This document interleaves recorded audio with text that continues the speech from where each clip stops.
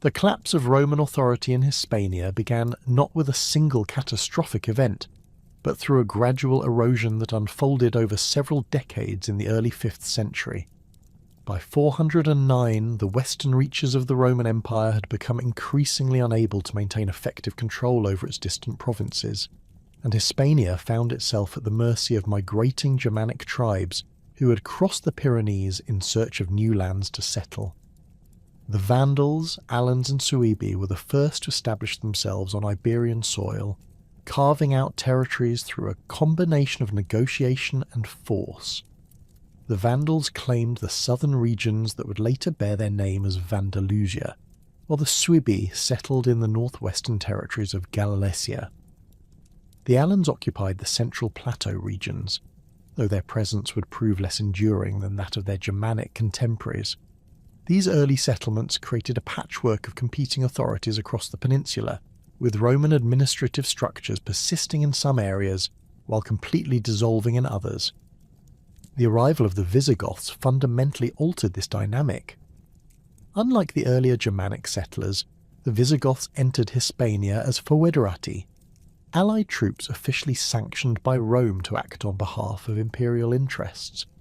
Their initial mandate was to restore Roman order by subduing the other Germanic tribes, a task they pursued with considerable success.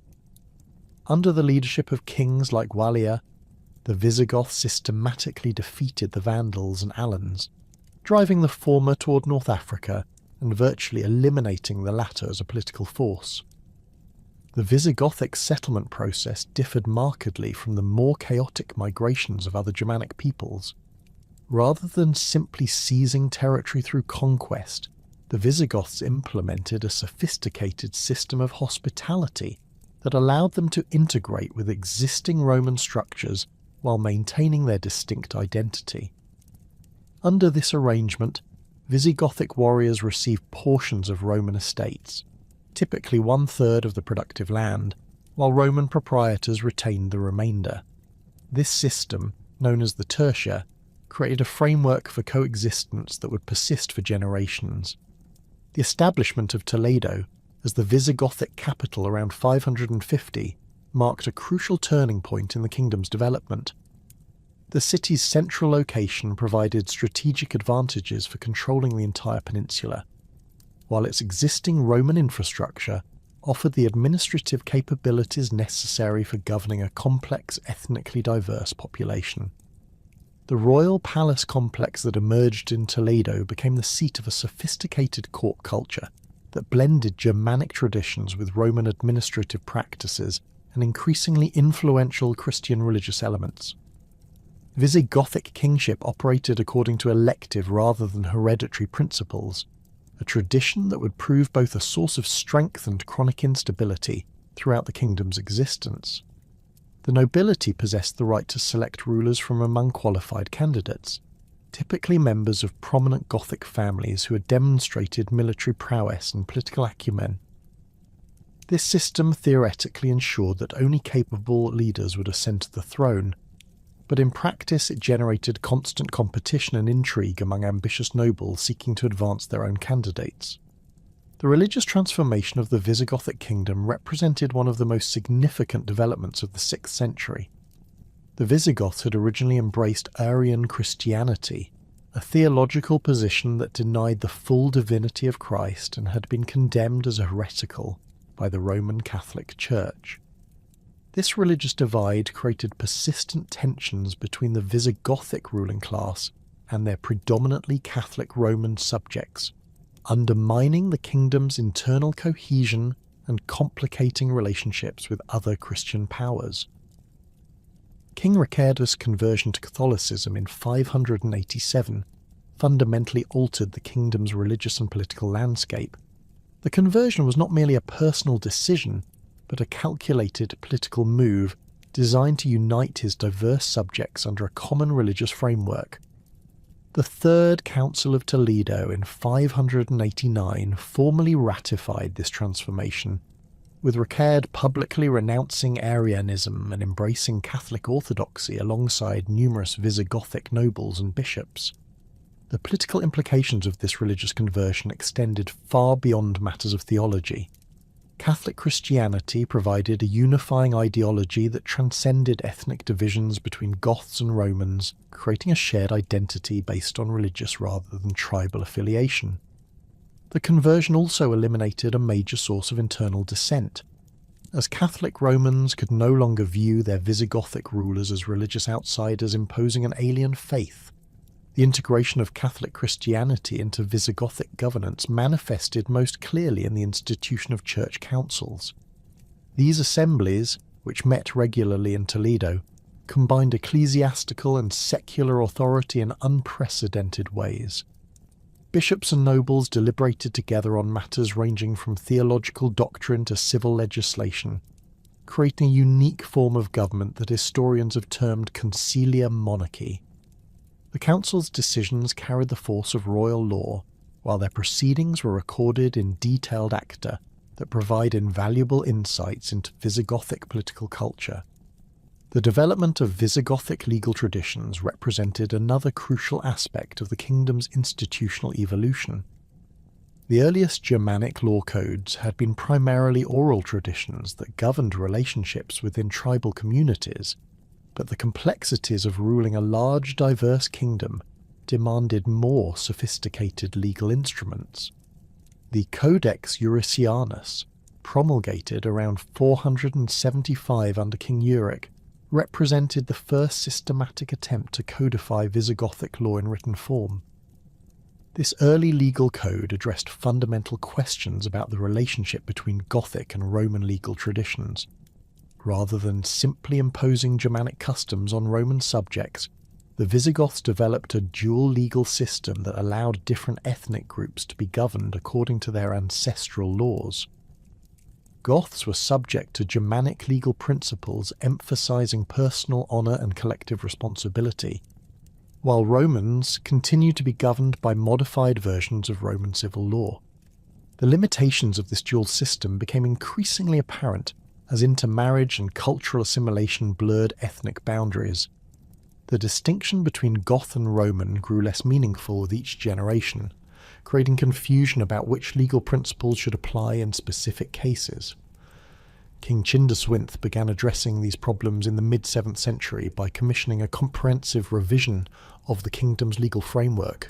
The resulting Liber Judiciorum, completed under King Receswinthe around 654, represented one of the most sophisticated legal achievements of early medieval Europe.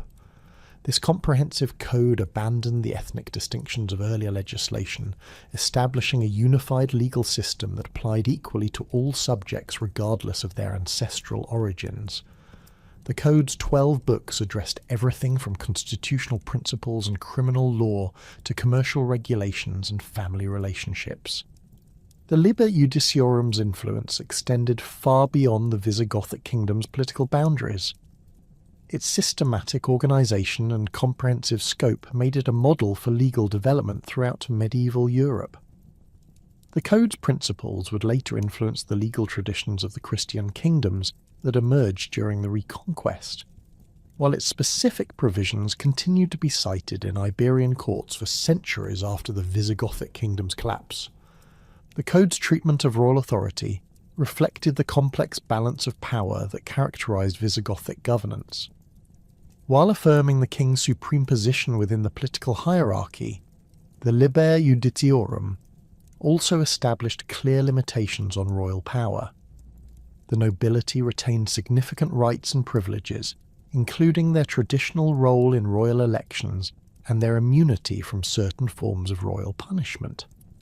These provisions reflected the contractual nature of Visigothic kingship, which was based on mutual obligations between rulers and subjects rather than absolute monarchical authority. Despite these institutional achievements, the Visigothic kingdom struggled with chronic political instability that would ultimately prove fatal. The elective nature of kingship, while theoretically ensuring competent leadership, created constant opportunities for ambitious nobles to challenge royal authority. Succession crises became increasingly frequent and violent, with rival claimants often resorting to civil war to press their claims. The reign of King Wamba, 672-680 illustrated both the potential strengths and inherent weaknesses of the Visigothic system.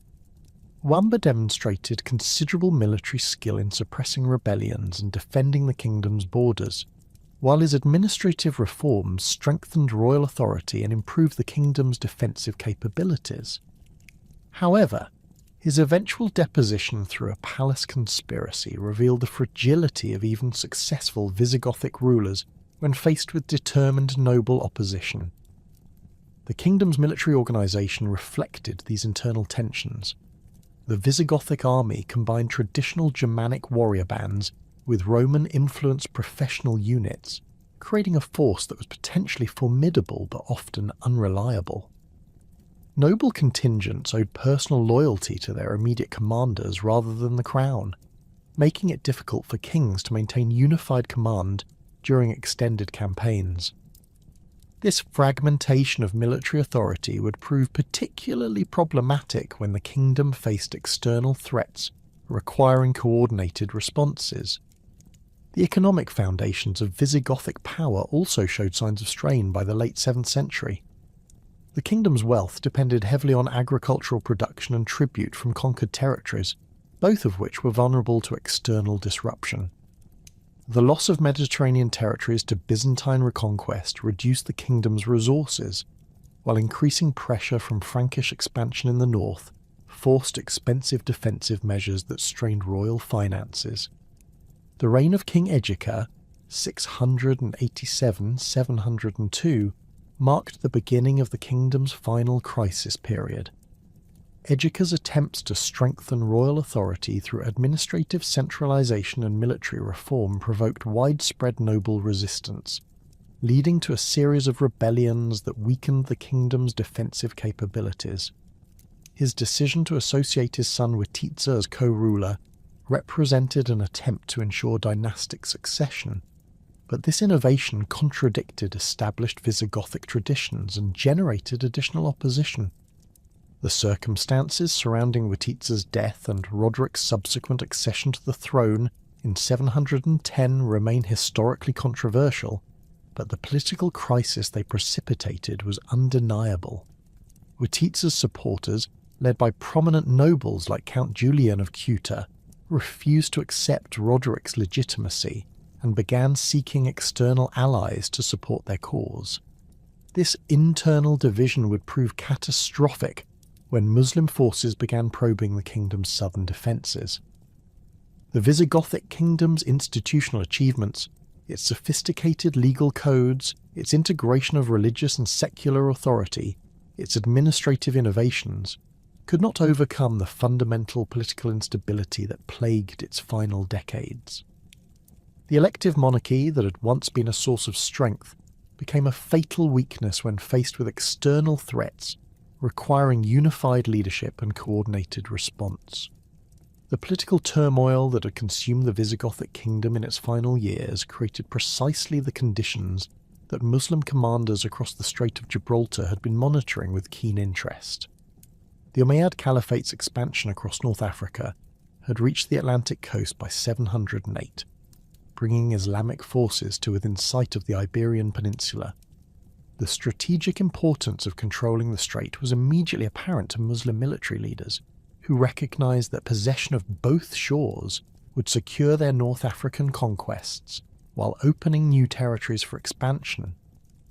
The initial Muslim reconnaissance of Iberian defences began in 710 under the direction of Tarif ibn Malik, who led a small force across the strait to probe Visigothic coastal fortifications. These preliminary raids revealed the kingdom's military weakness and internal divisions, information that was quickly relayed to Musa ibn Nusayr, the Umayyad governor of Ifriqiya. Musa's strategic assessment concluded that the Visigothic kingdom presented an opportunity for rapid conquest that could be achieved with relatively modest forces if properly coordinated with internal opposition to King Roderick. The selection of Tariq ibn Ziyad to lead the main invasion force reflected careful consideration of the campaign's requirements. Tariq commanded a mixed force of Arab cavalry and Berber infantry that had proven effective in North African campaigns, while his personal reputation for tactical flexibility made him well suited for operations in unfamiliar territory. The invasion force that assembled at Tangier in early 711 numbered approximately 7,000 men, a relatively small army by contemporary standards, but one that was disciplined, experienced, and highly motivated by the prospect of conquest. The crossing itself took place in April 711, with Muslim forces landing at the rocky promontory that would subsequently bear Tariq's name as Jabal Tariq, or Gibraltar. The landing site was chosen for its defensive advantages rather than its proximity to major population centres. The towering limestone cliffs provided natural fortification against counterattack, while the narrow beach allowed for controlled disembarkation of troops and supplies. Tariq's first priority was establishing a secure base of operations from which his forces could launch systematic attacks on Visigothic positions throughout southern Hispania. The initial phase of the campaign demonstrated the effectiveness of Muslim tactical doctrine when applied against Visigothic defensive strategies. Rather than attempting to storm heavily fortified positions, Muslim commanders employed rapid cavalry movements to bypass strongpoints and strike at communications networks linking Visigothic garrisons. This approach exploited the kingdom's fundamental weakness in coordinating responses across its extensive territory, as isolated commanders were unable to determine whether attacks on their positions represented local raids or components of a larger strategic offensive. King Roderick's response to the invasion revealed the extent to which political divisions had compromised the kingdom's military effectiveness. The king was campaigning against Basque rebels in the north when news of the Muslim landing reached Toledo, forcing him to abandon operations against a familiar enemy to confront an unknown threat in the south. The time required to recall scattered forces and organise a coordinated response provided Muslim commanders with crucial weeks to consolidate their positions and gather intelligence about Visigothic military capabilities. The assembly of the Visigothic army that would confront Tariq's forces represented both the kingdom's remaining military potential and its fatal internal contradictions. Roderick managed to gather approximately 25,000 troops, a force that significantly outnumbered the Muslim invaders and should theoretically have possessed decisive advantages in any direct confrontation. However, this numerical superiority was compromised by the questionable loyalty of contingents commanded by nobles who disputed Roderick's legitimacy, particularly those associated with the supporters of the deceased King Witiza. The Battle of Guadalete, fought in July 711 near the Barbate River, became the decisive engagement that determined the fate of Visigothic Hispania. The battlefield itself was a rolling plain that favoured cavalry operations, giving both sides opportunities to employ their mounted forces effectively. Roderick positioned his army in traditional formation, with heavy infantry at the centre and cavalry on the wings, a deployment that had proven successful in previous campaigns against Frankish and Byzantine opponents. Tariq's tactical approach reflected the military innovations that had enabled Muslim forces to achieve rapid conquests across vast territories. Rather than accepting a static confrontation, Muslim commanders employed fluid cavalry tactics designed to disrupt enemy formations through repeated charges and withdrawals. Berberite cavalry harassed Visigothic positions with archery and javelin attacks, while Arab heavy cavalry concentrated on specific points in the enemy line to achieve local breakthroughs that could be exploited by follow-up forces. The battle's turning point came when contingents commanded by Witiza's supporters abandoned their positions, leaving gaps in the Visigothic line that Muslim cavalry immediately exploited.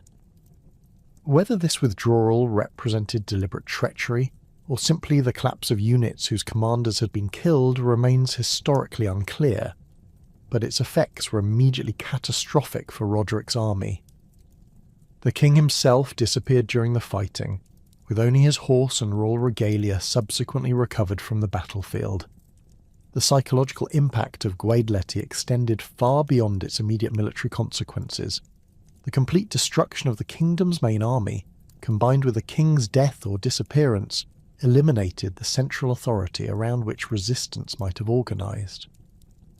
Visigothic nobles throughout the peninsula faced the choice between futile resistance and negotiated submission, with most choosing the latter option as Muslim forces advanced rapidly toward major population centres.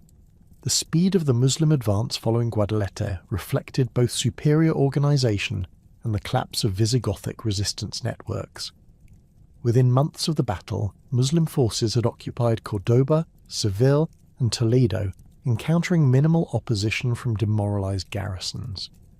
The capture of the Visigothic capital was particularly significant, as it provided Muslim commanders with access to the kingdom's administrative records and treasury, facilitating the transition from military conquest to political administration. Musa ibn Nusayr's arrival in Hispania with reinforcements in 712 marked the beginning of systematic territorial consolidation.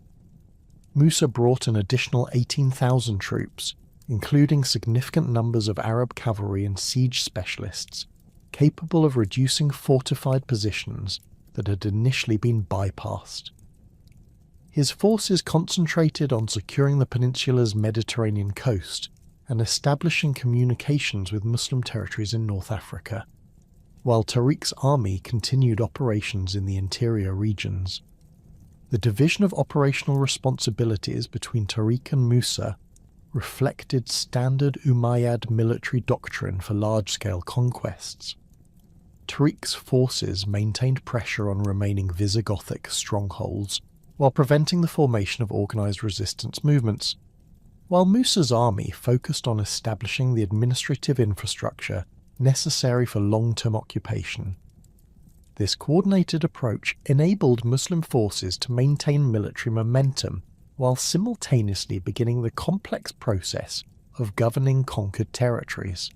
The administrative organisation of newly conquered territories followed established Umayyad practices that had proven successful in previous conquests. The peninsula was initially organised as a single province under the authority of a governor appointed directly by the caliph in Damascus, with subordinate administrators responsible for specific regions. This centralised structure ensured unified command while providing flexibility to address local conditions and populations. The appointment of governors reflected the caliphate's need to balance military effectiveness with political reliability.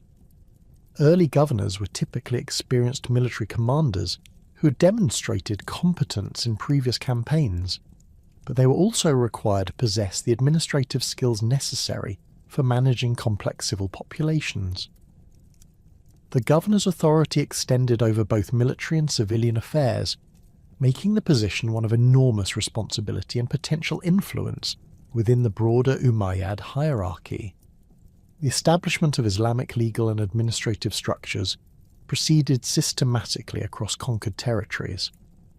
Muslim administrators implemented the dhimmi system that had been developed during previous conquests, providing a framework for governing non-Muslim populations according to Islamic law, while preserving certain traditional practices.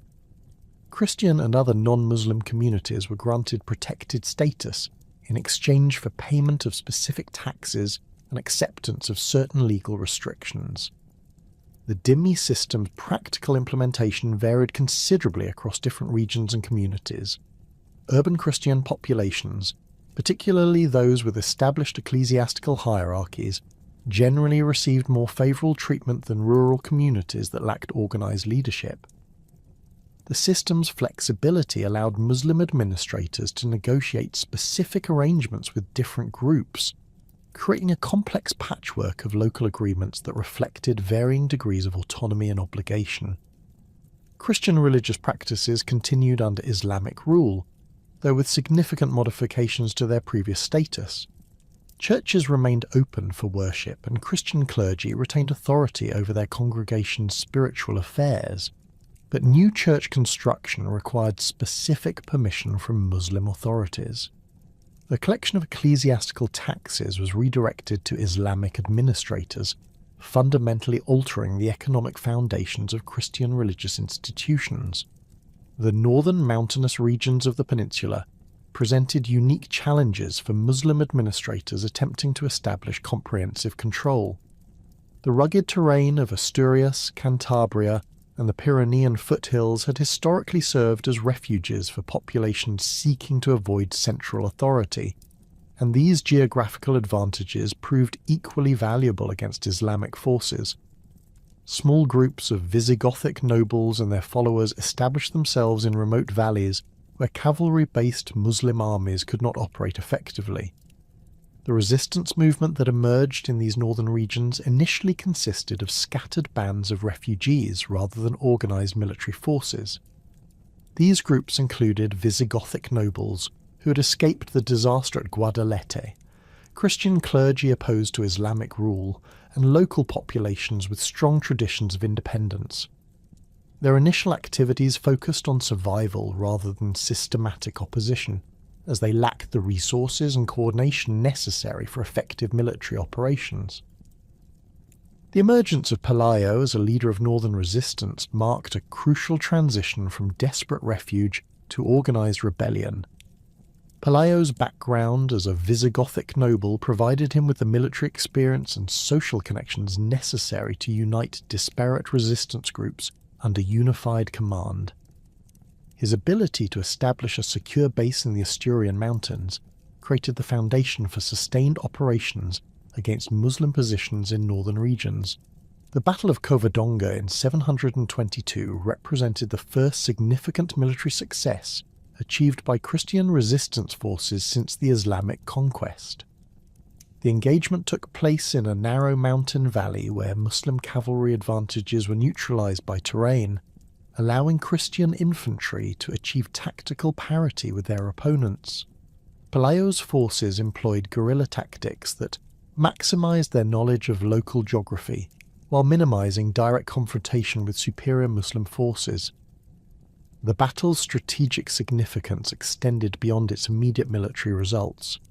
Covadonga demonstrated that Muslim forces were not invincible and that organised resistance could achieve meaningful victories under favourable conditions.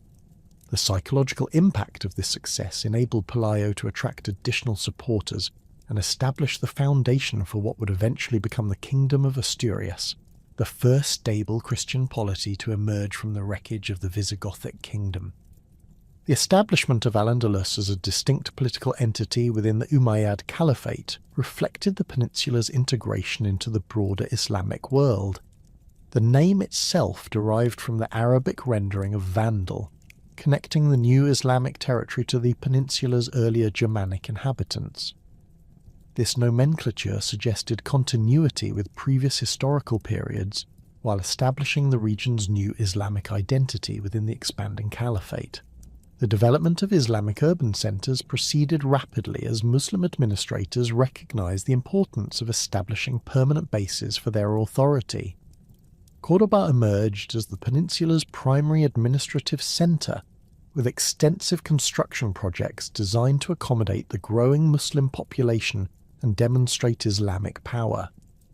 The city's strategic location on the Guadalquivir River provided excellent communications with both the Mediterranean coast and the interior regions, making it an ideal capital for the new province.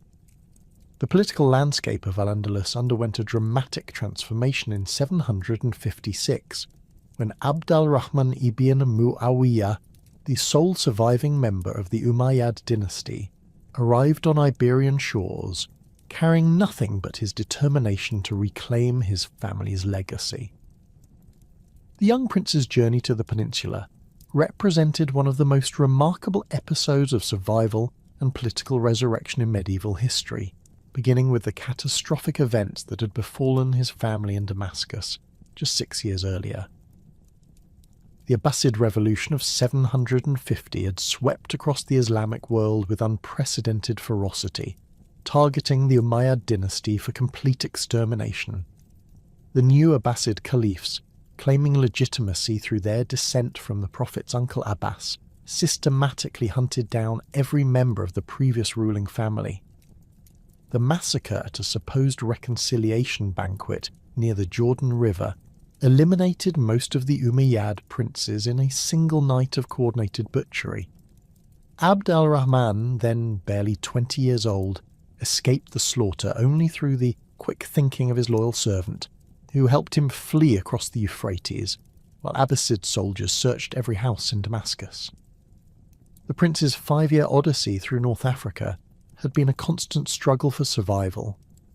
Moving from one Berber tribe to another, he had witnessed firsthand the political fragmentation that characterized the Maghreb in the aftermath of the Abbasid takeover. His mother's Berber ancestry provided crucial connections that kept him alive, but it also made him acutely aware of the ethnic tensions that simmered beneath the surface of Islamic unity. These experiences would prove invaluable when he later attempted to govern the equally complex society of Al-Andalus. Abd al-Rahman's decision to cross into Hispania was based on careful intelligence gathering rather than desperate improvisation. His agents had reported that Al-Andalus remained nominally under Abbasid authority, but was effectively controlled by competing factions of Arabs and Berbers, whose loyalties were questionable at best. The province's distance from Baghdad made direct Abbasid intervention difficult, while the mixed population of Arabs, Berbers, and Hispano-Romans created opportunities for a skilled politician to build coalitions across ethnic lines. The prince landed near Al-Munakkar on the Granada coast in August 755, with fewer than a dozen supporters, but his Umayyad lineage immediately attracted attention from Arab settlers who had grown increasingly dissatisfied with Abbasid rule. Many of these Arabs were descendants of the original conquest forces who had established themselves as a military aristocracy throughout southern Al-Andalus. They possessed extensive landholdings and commanded significant military resources, but they lacked the dynastic legitimacy necessary to challenge Abbasid authority directly. The existing governor, Yusuf al-Fihri, represented the type of provincial administrator that the Abbasids typically appointed to distant territories. A capable military commander with extensive experience in North African campaigns, Yusuf had maintained relative stability in Al-Andalus through a combination of diplomatic skill and strategic use of force. However, his authority rested entirely on Abbasid support, and his policies had increasingly favoured certain tribal groups over others, creating resentments that Abd al-Rahman could exploit. The young Umayyad prince's initial strategy focused on building a coalition of Arab tribes who had been marginalised under Yusuf's administration.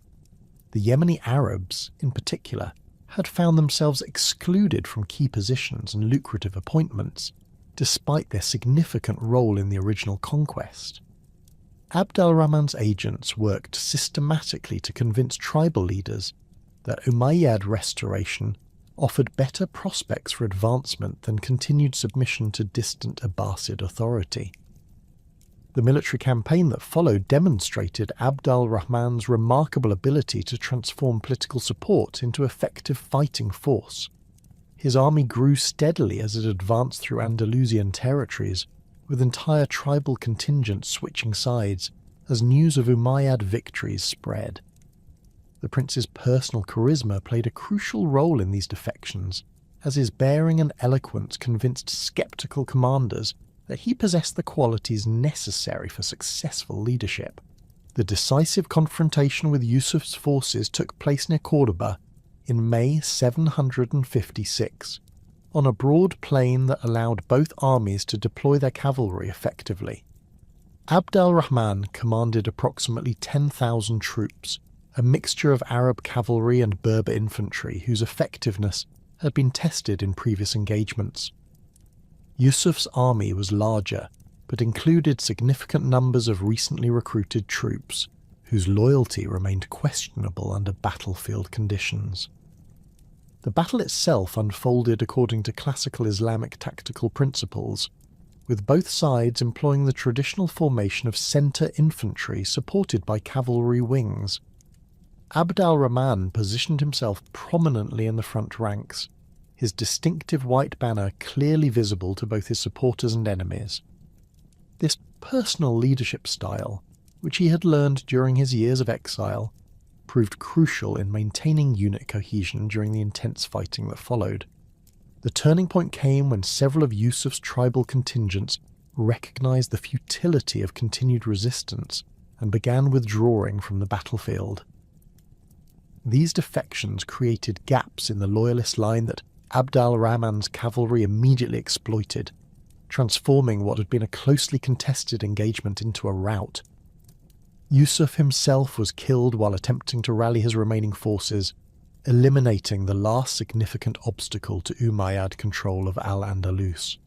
The establishment of the independent Umayyad Emirate required more than military victory.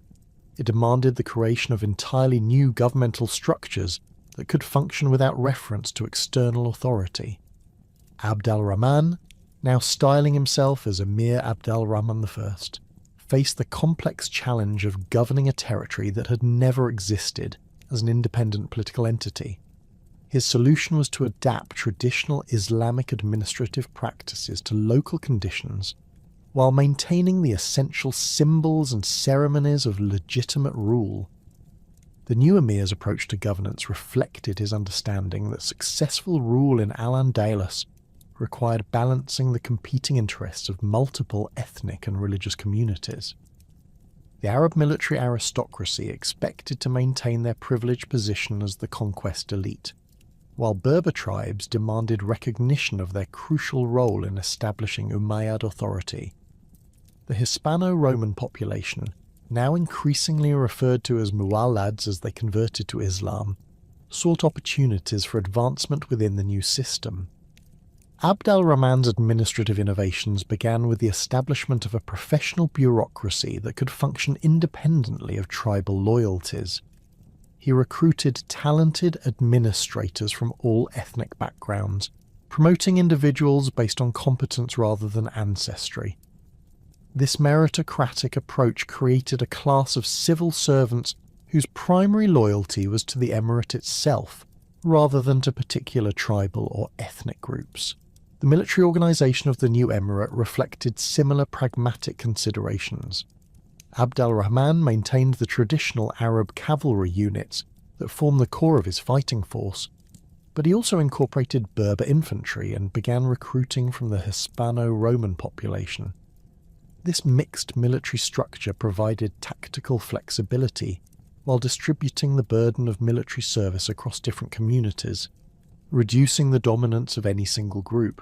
The consolidation of Umayyad power required systematic campaigns against both internal opponents and external threats. The northern frontier remained contested territory where Christian kingdoms were beginning to organise effective resistance, while various Muslim factions throughout Al-Andalus continued to challenge emirate authority. Abd al-Rahman's military strategy focused on eliminating these threats systematically while avoiding the type of overextension that had weakened previous rulers. The campaign against the Abbasid expedition of 763 demonstrated the emirate's growing military effectiveness. When the Abbasid Caliph finally dispatched a substantial force to restore his authority in Al-Andalus, Abd al-Rahman's army met the invaders with confidence and superior knowledge of local terrain. The resulting battle near Carmona resulted in a decisive Umayyad victory that effectively ended Abbasid hopes of reconquering the peninsula through military force. The development of Córdoba as the emirate's capital reflected Abd al-Rahman's vision of creating a worthy successor to Damascus.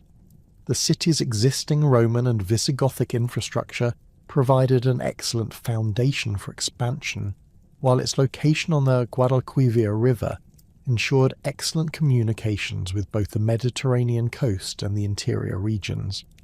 The emir's construction projects transformed Córdoba from a provincial administrative centre into a magnificent capital that rivaled the great cities of the Islamic world.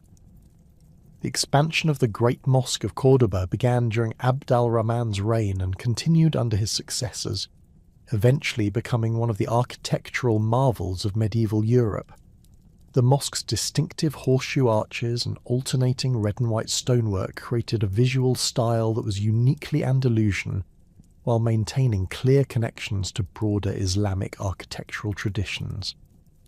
The building's massive prayer hall could accommodate thousands of worshippers, reflecting both the city's growing Muslim population and the Emirate's increasing prosperity. The mosque construction employed skilled craftsmen from throughout the Mediterranean world, including Christian artisans whose techniques were incorporated into Islamic decorative schemes. The resulting synthesis of architectural traditions produced innovations that would influence building styles throughout the Western Islamic world. The mosque's distinctive mihrab, completed during the reign of Abd al-Rahman's successors, featured intricate geometric patterns and calligraphic inscriptions that represented the highest achievements of Andalusian decorative arts. The economic foundations of the Emirate's prosperity rested on the peninsula's agricultural productivity and its strategic position controlling trade routes between Europe and Africa. The Guadalquivir Valley's fertile soils supported extensive cultivation of grains, olives and grapes, while the introduction of new crops from the Islamic world expanded agricultural possibilities. Irrigation systems originally developed during Roman times were expanded and improved, supporting more intensive cultivation and higher population densities. The emergence of Mozarabic Christian communities represented one of the most distinctive features of Andalusian society. These Christians, who adopted Arabic language and Islamic cultural practices while maintaining their religious identity, occupied a unique position within the Emirate's social hierarchy. Their knowledge of both Christian and Islamic traditions made them valuable intermediaries in diplomatic and commercial relationships, while their technical skills contributed significantly to the Emirates' economic development. Mozarabic communities developed their own distinctive cultural identity that blended Christian theological traditions with Islamic social practices. Their churches featured architectural elements borrowed from mosque design, while their liturgical practices incorporated Arabic musical forms and poetic structures. This cultural synthesis created a unique form of Christianity that was distinctly Andalusian, while maintaining connections to broader Christian traditions. The legal status of Mozarabic communities reflected the complex realities of governing a religiously diverse population. While Islamic law theoretically governed all aspects of life within the Emirate, practical considerations required accommodation of Christian legal traditions in matters relating to marriage, inheritance, and commercial relationships. This legal pluralism created opportunities for forum shopping and jurisdictional disputes, but it also provided flexibility that helped maintain social stability. The development of Arabic as the Emirate's administrative and cultural language proceeded gradually but inexorably throughout Abd al-Rahman's reign. While Latin remained the language of Christian religious services and Romance dialects continued to be spoken in rural areas, Arabic became essential for advancement in government service or commercial activities. This linguistic transformation facilitated communication across ethnic boundaries while creating new forms of cultural expression that were distinctly Andalusian. The transformation of the Umayyad Emirate into a full caliphate represented far more than a mere change in title when Abd al-Rahman III proclaimed himself Commander of the Faithful in 929.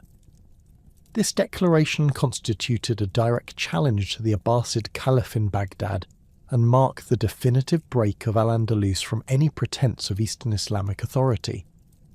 The political significance of this act reverberated throughout the Islamic world as Abd al-Rahman III asserted not only his independence from Baghdad, but his equality with the Abbasid and Fatimid caliphs, who claimed universal authority over all Muslims. The circumstances that led to this momentous decision had been building throughout the early decades of the 10th century. The Abbasid Caliphate's authority had been steadily fragmenting as provincial governors established de facto independence while maintaining nominal allegiance to Baghdad. Simultaneously, the rise of the Fatimid Caliphate in North Africa created a competing centre of Islamic authority that directly threatened Umayyad interests in the Western Mediterranean. The Fatimids' aggressive expansion eastward toward Egypt, and their claims to represent the true Islamic succession, forced Abd al-Rahman III to respond with equally bold assertions of legitimacy. The new caliph's assumption of the title al-Nasir li-Din Allah, defender of God's religion, carried profound theological and political implications.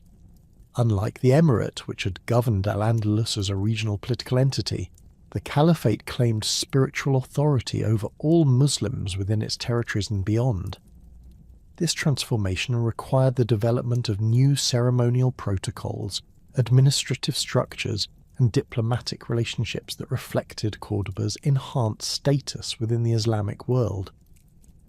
The physical manifestation of this elevated status became apparent in the massive expansion of the palace complex at Madinat al-Zahra, begun in 936 as Abd al-Rahman III's new administrative centre. Located on the slopes of the Sierra Morena northwest of Cordoba, this Palatine city was designed to rival the great palace complexes of Baghdad and Cairo. The construction project employed thousands of skilled craftsmen and consumed enormous resources, but it served the crucial political purpose of demonstrating that the Cordoban Caliphate possessed the wealth and sophistication necessary to support such magnificent displays of power. The palace's architectural program incorporated elements from throughout the Islamic world while developing distinctively Andalusian innovations. The reception halls featured elaborate geometric decorations executed in carved marble and stucco, while the private apartments included sophisticated hydraulic systems that supplied running water and operated decorative fountains. The complex's gardens employed advanced irrigation techniques to maintain lush vegetation in the Mediterranean climate, creating an earthly paradise that symbolized the caliph's divine mandate to rule. The military campaigns that established Abd al-Rahman III's reputation as a formidable commander began with the systematic reduction of rebel strongholds that had challenged Umayyad authority throughout the early 10th century. The most significant of these operations targeted the fortress of Bobastro, which had served as the centre of ibn Hafsun's rebellion for over 4 decades. This stronghold, perched on a virtually impregnable rocky outcrop in the Malaga Mountains, had become a symbol of resistance to central authority and a refuge for various dissident groups. The siege of Bobastro required innovative military engineering and sustained logistical support that demonstrated the caliphate's enhanced organisational capabilities. Abd al-Rahman III's engineers constructed elaborate siege works that gradually tightened the noose around the fortress, while his supply trains maintained the besieging army through multiple campaigning seasons. The fortress finally surrendered in 928, eliminating the last major internal threat to Umayyad authority and freeing the caliph's forces for operations against external enemies. The northern frontier campaigns against the Christian kingdoms of Leon, Castile and Navarre represented the most sustained military effort of Abd al-Rahman III's reign. These operations were not random raids for plunder, but carefully coordinated strategic campaigns designed to prevent Christian consolidation while extending Islamic control into the Duero Valley. The Caliph personally led many of these expeditions, demonstrating his commitment to the frontier struggle and inspiring his troops through direct participation in combat. The campaign of 939 against Ramiro II of Leon illustrated both the potential and limitations of Cordoban military power. Abd al-Rahman III assembled a massive army that included contingents from throughout Al-Andalus, supported by siege engines and extensive supply trains. The Christian forces that met this invasion at Simancas employed defensive tactics that maximised their knowledge of local terrain while avoiding direct confrontation with superior Muslim cavalry. The resulting battle became a tactical disaster for the Cordoban forces, with the Caliph himself barely escaping capture when his army disintegrated under sustained Christian attacks. The defeat at Simancas forced a fundamental reassessment of military strategy and led to significant reforms in the organisation and tactics of Cordoban armies. Abd al-Rahman III recognised that the traditional reliance on tribal cavalry, while effective in open terrain, was inadequate for operations in the mountainous regions where Christian forces typically chose to fight. His military reforms emphasized the development of professional infantry units equipped with improved armor and weapons, while new tactical manuals addressed the specific challenges of frontier warfare. The recovery from the Simancas disaster demonstrated the underlying strength of the Cordoban state and Abd al-Rahman III's political skill in maintaining support despite military setbacks. Rather than abandoning frontier operations entirely, the Caliph adopted a more cautious approach that emphasized the construction of fortified bases and the establishment of reliable supply lines. This methodical strategy proved more effective than previous aggressive campaigns, gradually extending Cordoban control northward while avoiding the type of catastrophic defeats that could destabilize the entire kingdom. The reign of Al-Hakam II, who succeeded his father in 961, marked the zenith of Cordoban cultural and intellectual achievement. The new caliph's passion for learning and scholarship transformed Cordoba into one of Europe's most important centres of intellectual activity, rivaling Baghdad and Cairo in the breadth and sophistication of its scholarly institutions. Al-Hakam's personal library reportedly contained over 400,000 volumes, making it one of the largest collections of books in the medieval world. The caliph's patronage extended to scholars from throughout the Islamic world and beyond, creating an international community of intellectuals who made Cordoba a centre for translation, commentary, and original research. Greek philosophical texts that had been lost in Western Europe were preserved and studied in Arabic translation, while original works in mathematics, astronomy, medicine, and jurisprudence advanced human knowledge in multiple fields.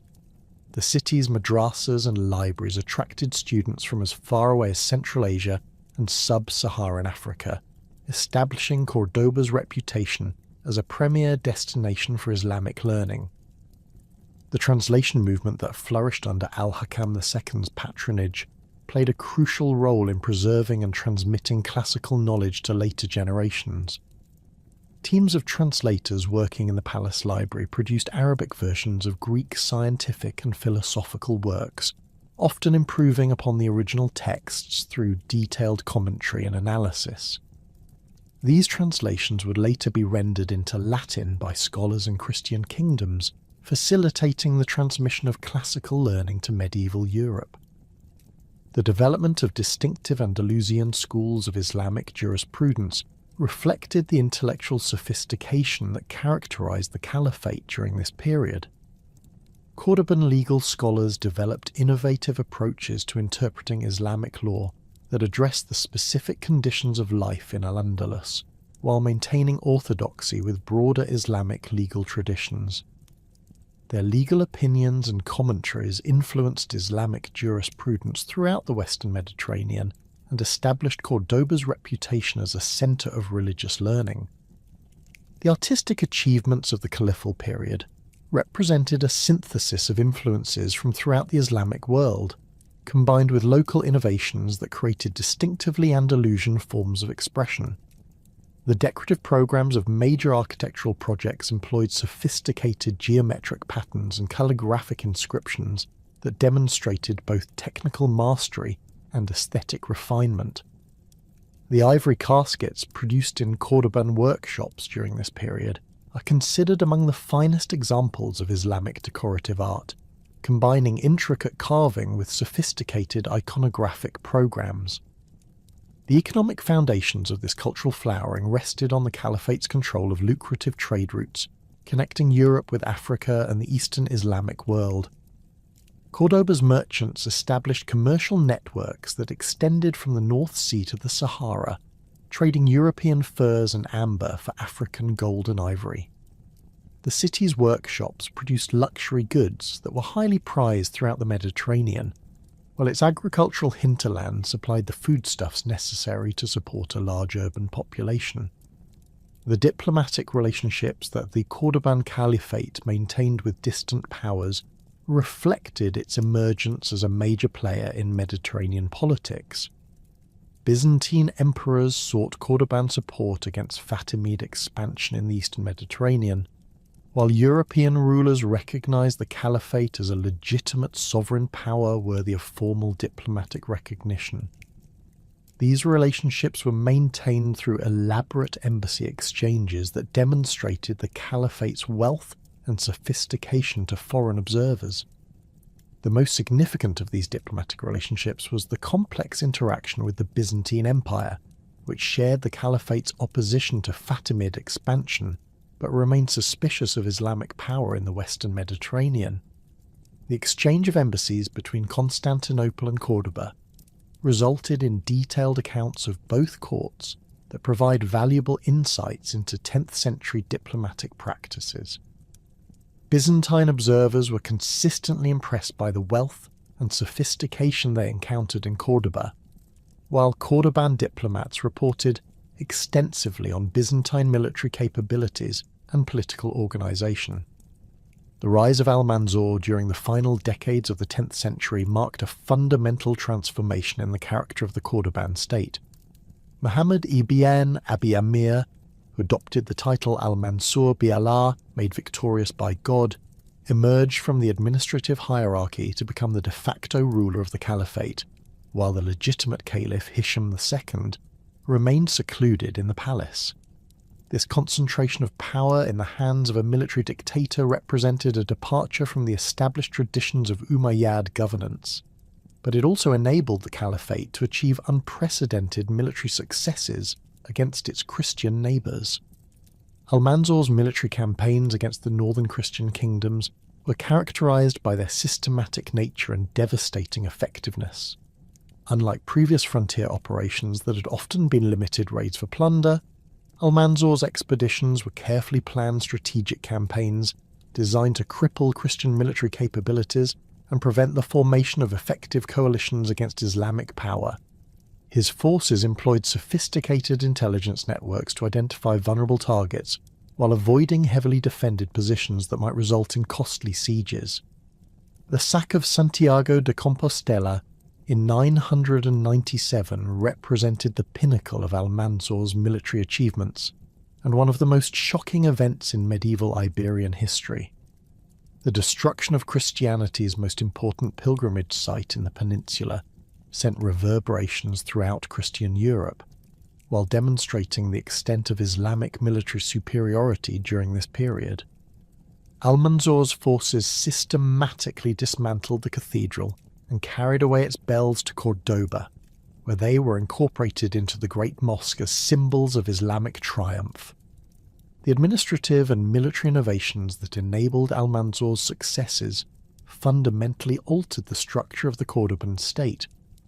His creation of a professional army loyal to him personally, rather than to the Umayyad dynasty, represented a break with traditional Islamic military organisation. This force included significant numbers of Berber troops recruited from North Africa, as well as Christian mercenaries whose effectiveness in familiar terrain made them valuable additions to Islamic armies. The economic strain imposed by Al-Mansur's constant military campaigns began to undermine the foundations of Cordoban prosperity, even as his armies achieved unprecedented victories.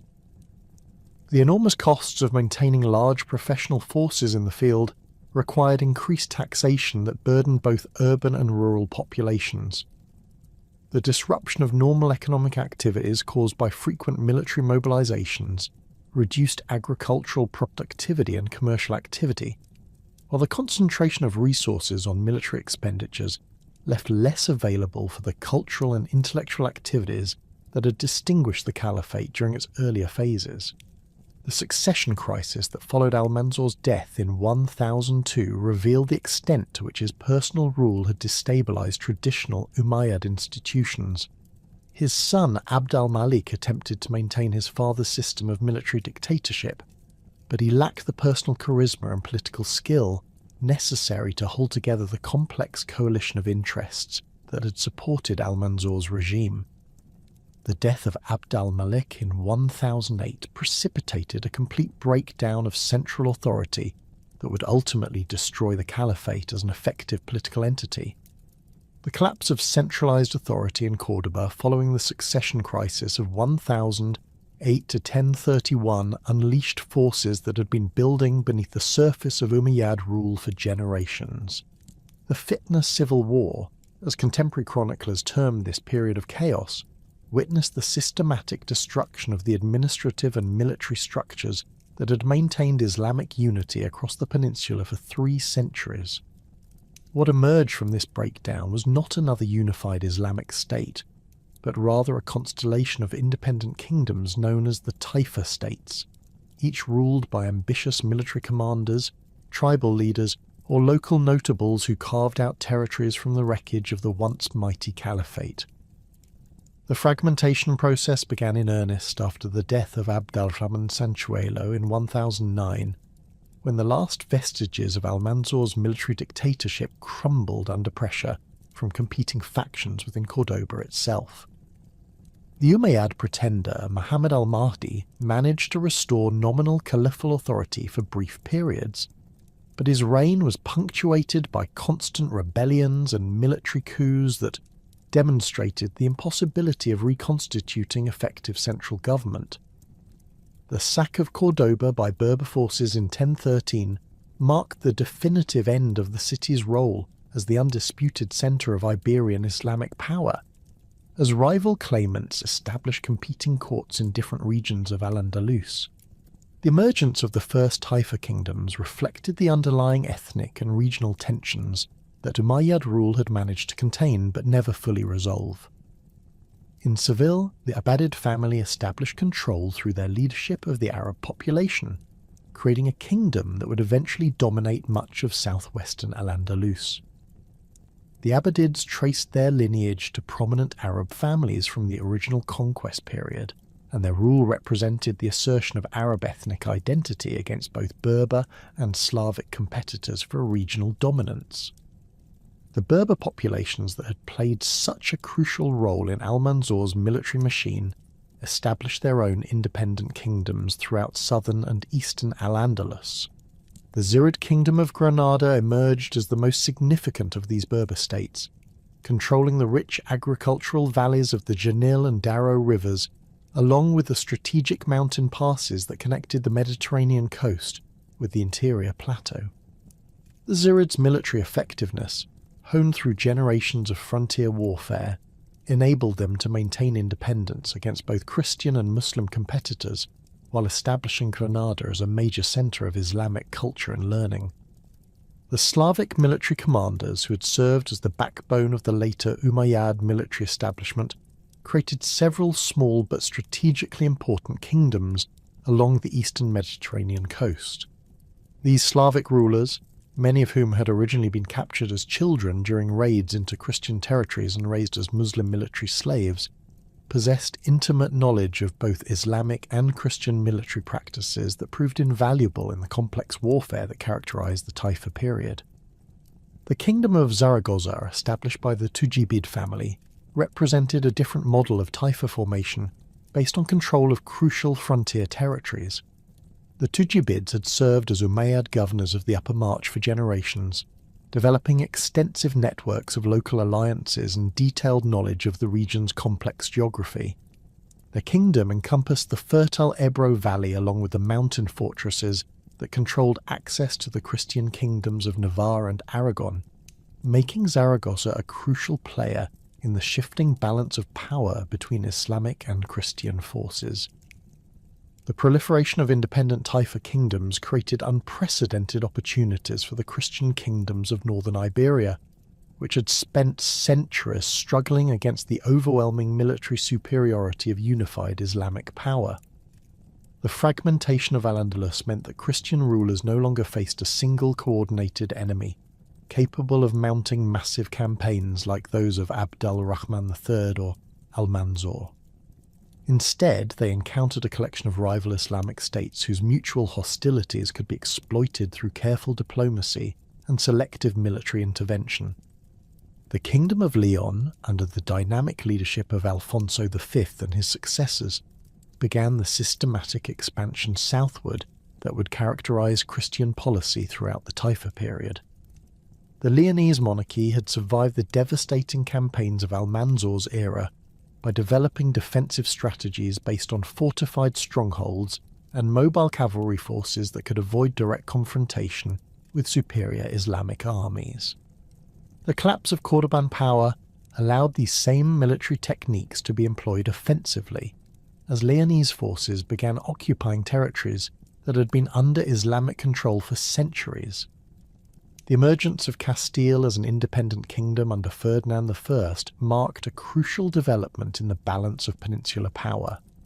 The Castilian monarchy's origins lay in the frontier counties that had borne the brunt of Islamic attacks during the previous century, creating a military culture that emphasized aggressive expansion and systematic colonization of conquered territories. Ferdinand's assumption of the imperial title following his conquest of Leon in 1037 reflected Castilian ambitions to lead the Christian reconquest of the entire peninsula. The Kingdom of Navarre, despite its relatively small size, played a disproportionately important role in the new political landscape due to its strategic position, controlling the western Pyrenean passes. Sancho III the Great had transformed Navarre from a minor mountain kingdom into a major regional power through a combination of military conquest, dynastic marriages, and diplomatic alliances that extended Navarre's influence throughout northern Iberia. His division of his territories among his sons created the framework for the multiple Christian kingdoms that would dominate the Taifa period. The county of Barcelona emerged as the leading power in the Eastern Pyrenees through its successful combination of military expansion with sophisticated administrative organisation. The Catalan counts had maintained their independence from both Frankish and Islamic overlordship through careful diplomacy and effective military organisation, developing institutional structures that proved highly effective in governing newly conquered territories.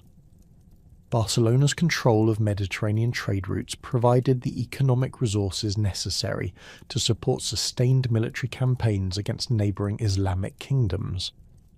The Kingdom of Aragon, carved out of the mountainous regions between Navarre and Barcelona, represented the most dramatic example of Christian territorial expansion during the early Taifa period.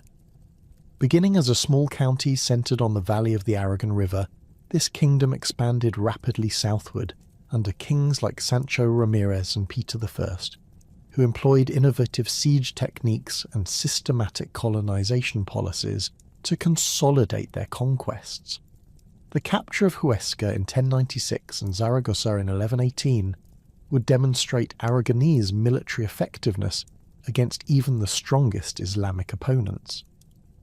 The development of the Prius tribute system represented one of the most significant innovations of the Taifa period, fundamentally altering the economic relationships between Christian and Islamic kingdoms.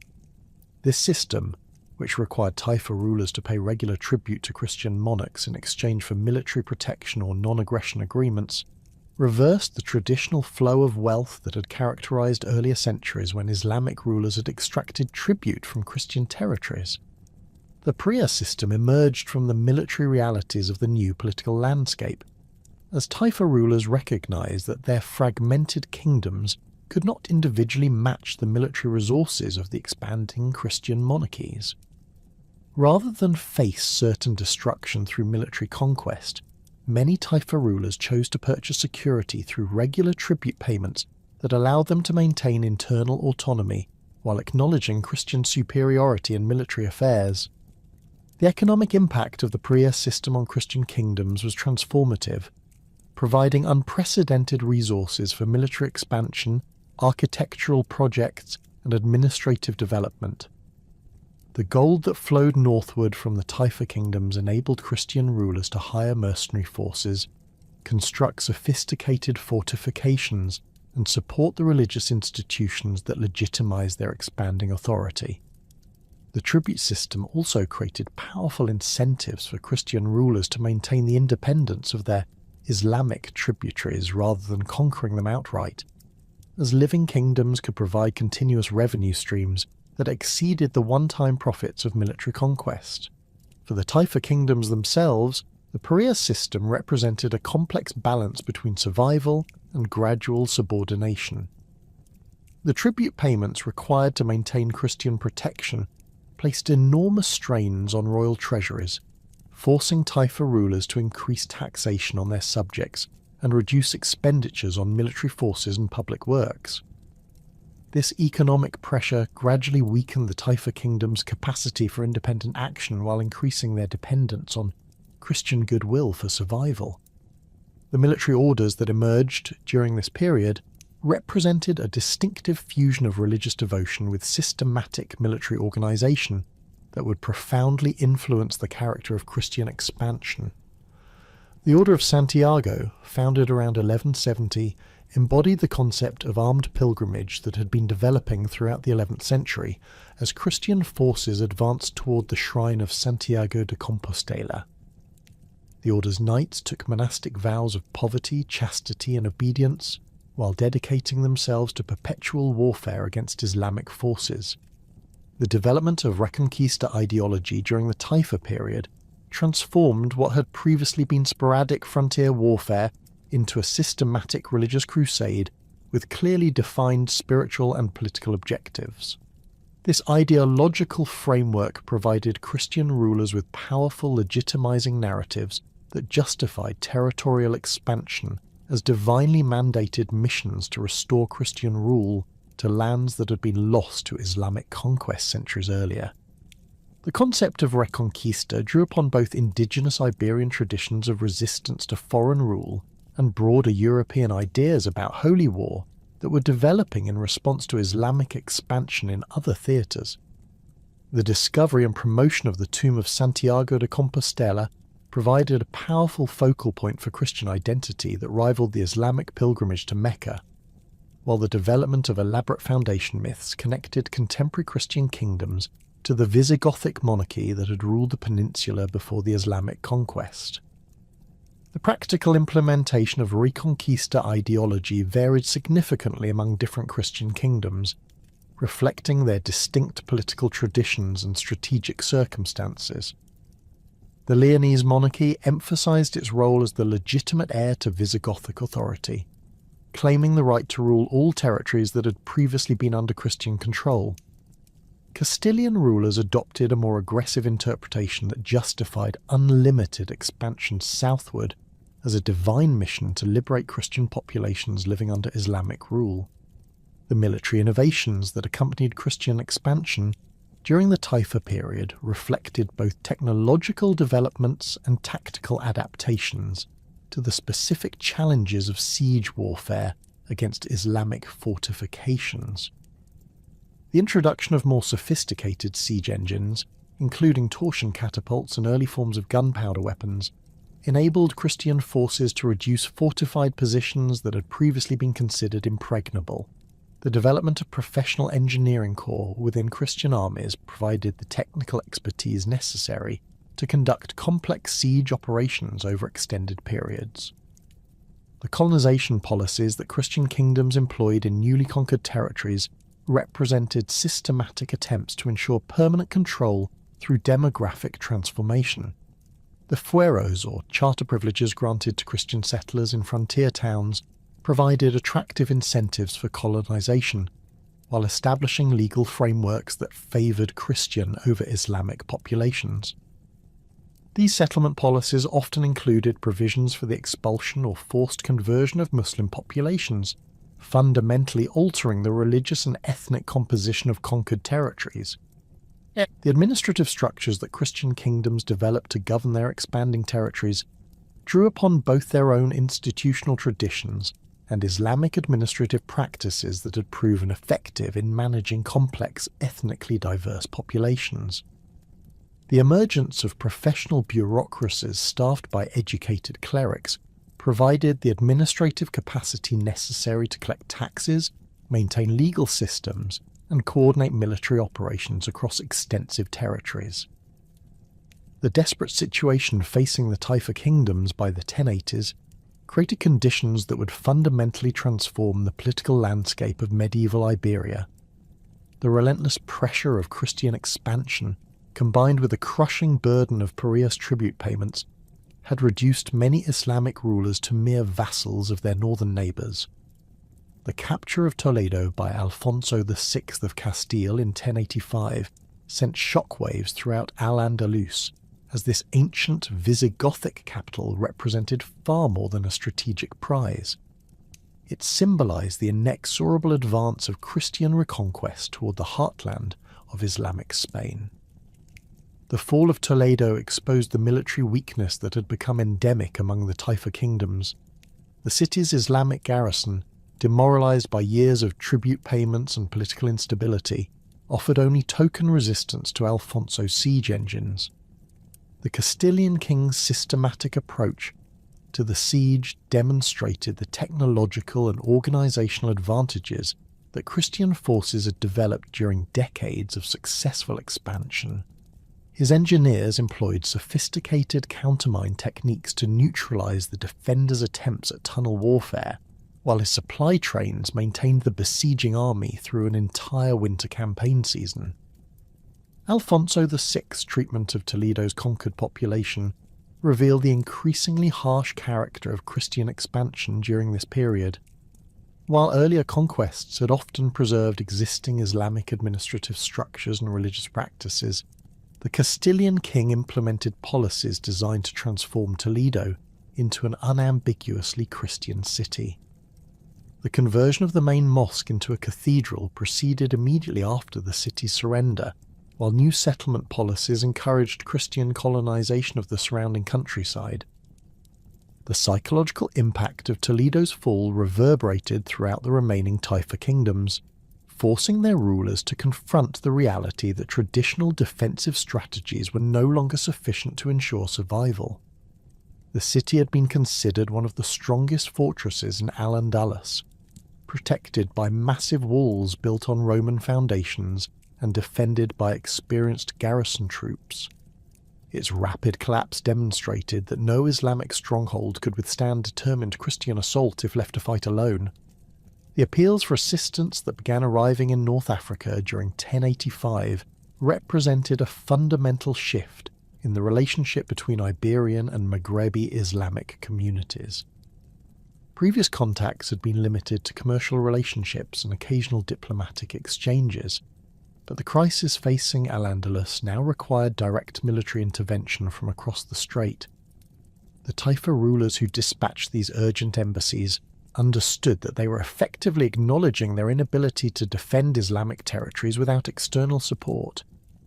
The Almoravid movement that dominated the Maghreb during this period represented a puritanical reform movement that had emerged from the Saharan tribes of the Western Sudan. The Almoravids, whose name derived from the Arabic al-Murabitun, meaning those who bind themselves, had originated as a religious brotherhood dedicated to strict adherence to Islamic law and the elimination of what they considered corrupt innovations in religious practice.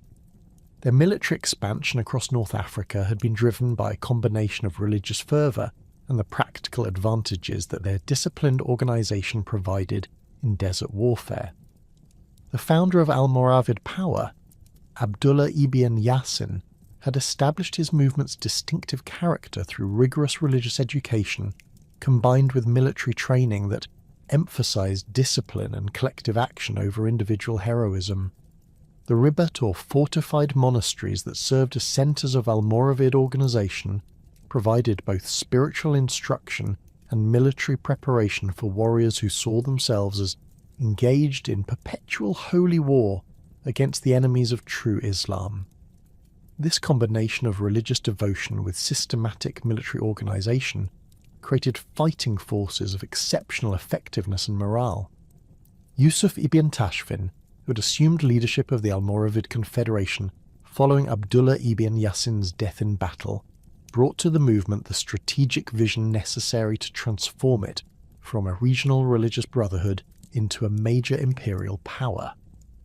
His conquest of Morocco had been accomplished through a series of carefully planned campaigns that combined traditional Berber mobility with innovative siege techniques adapted from Islamic military manuals. The establishment of Marrakesh as his capital provided a strategic base for operations that could support expansion in multiple directions.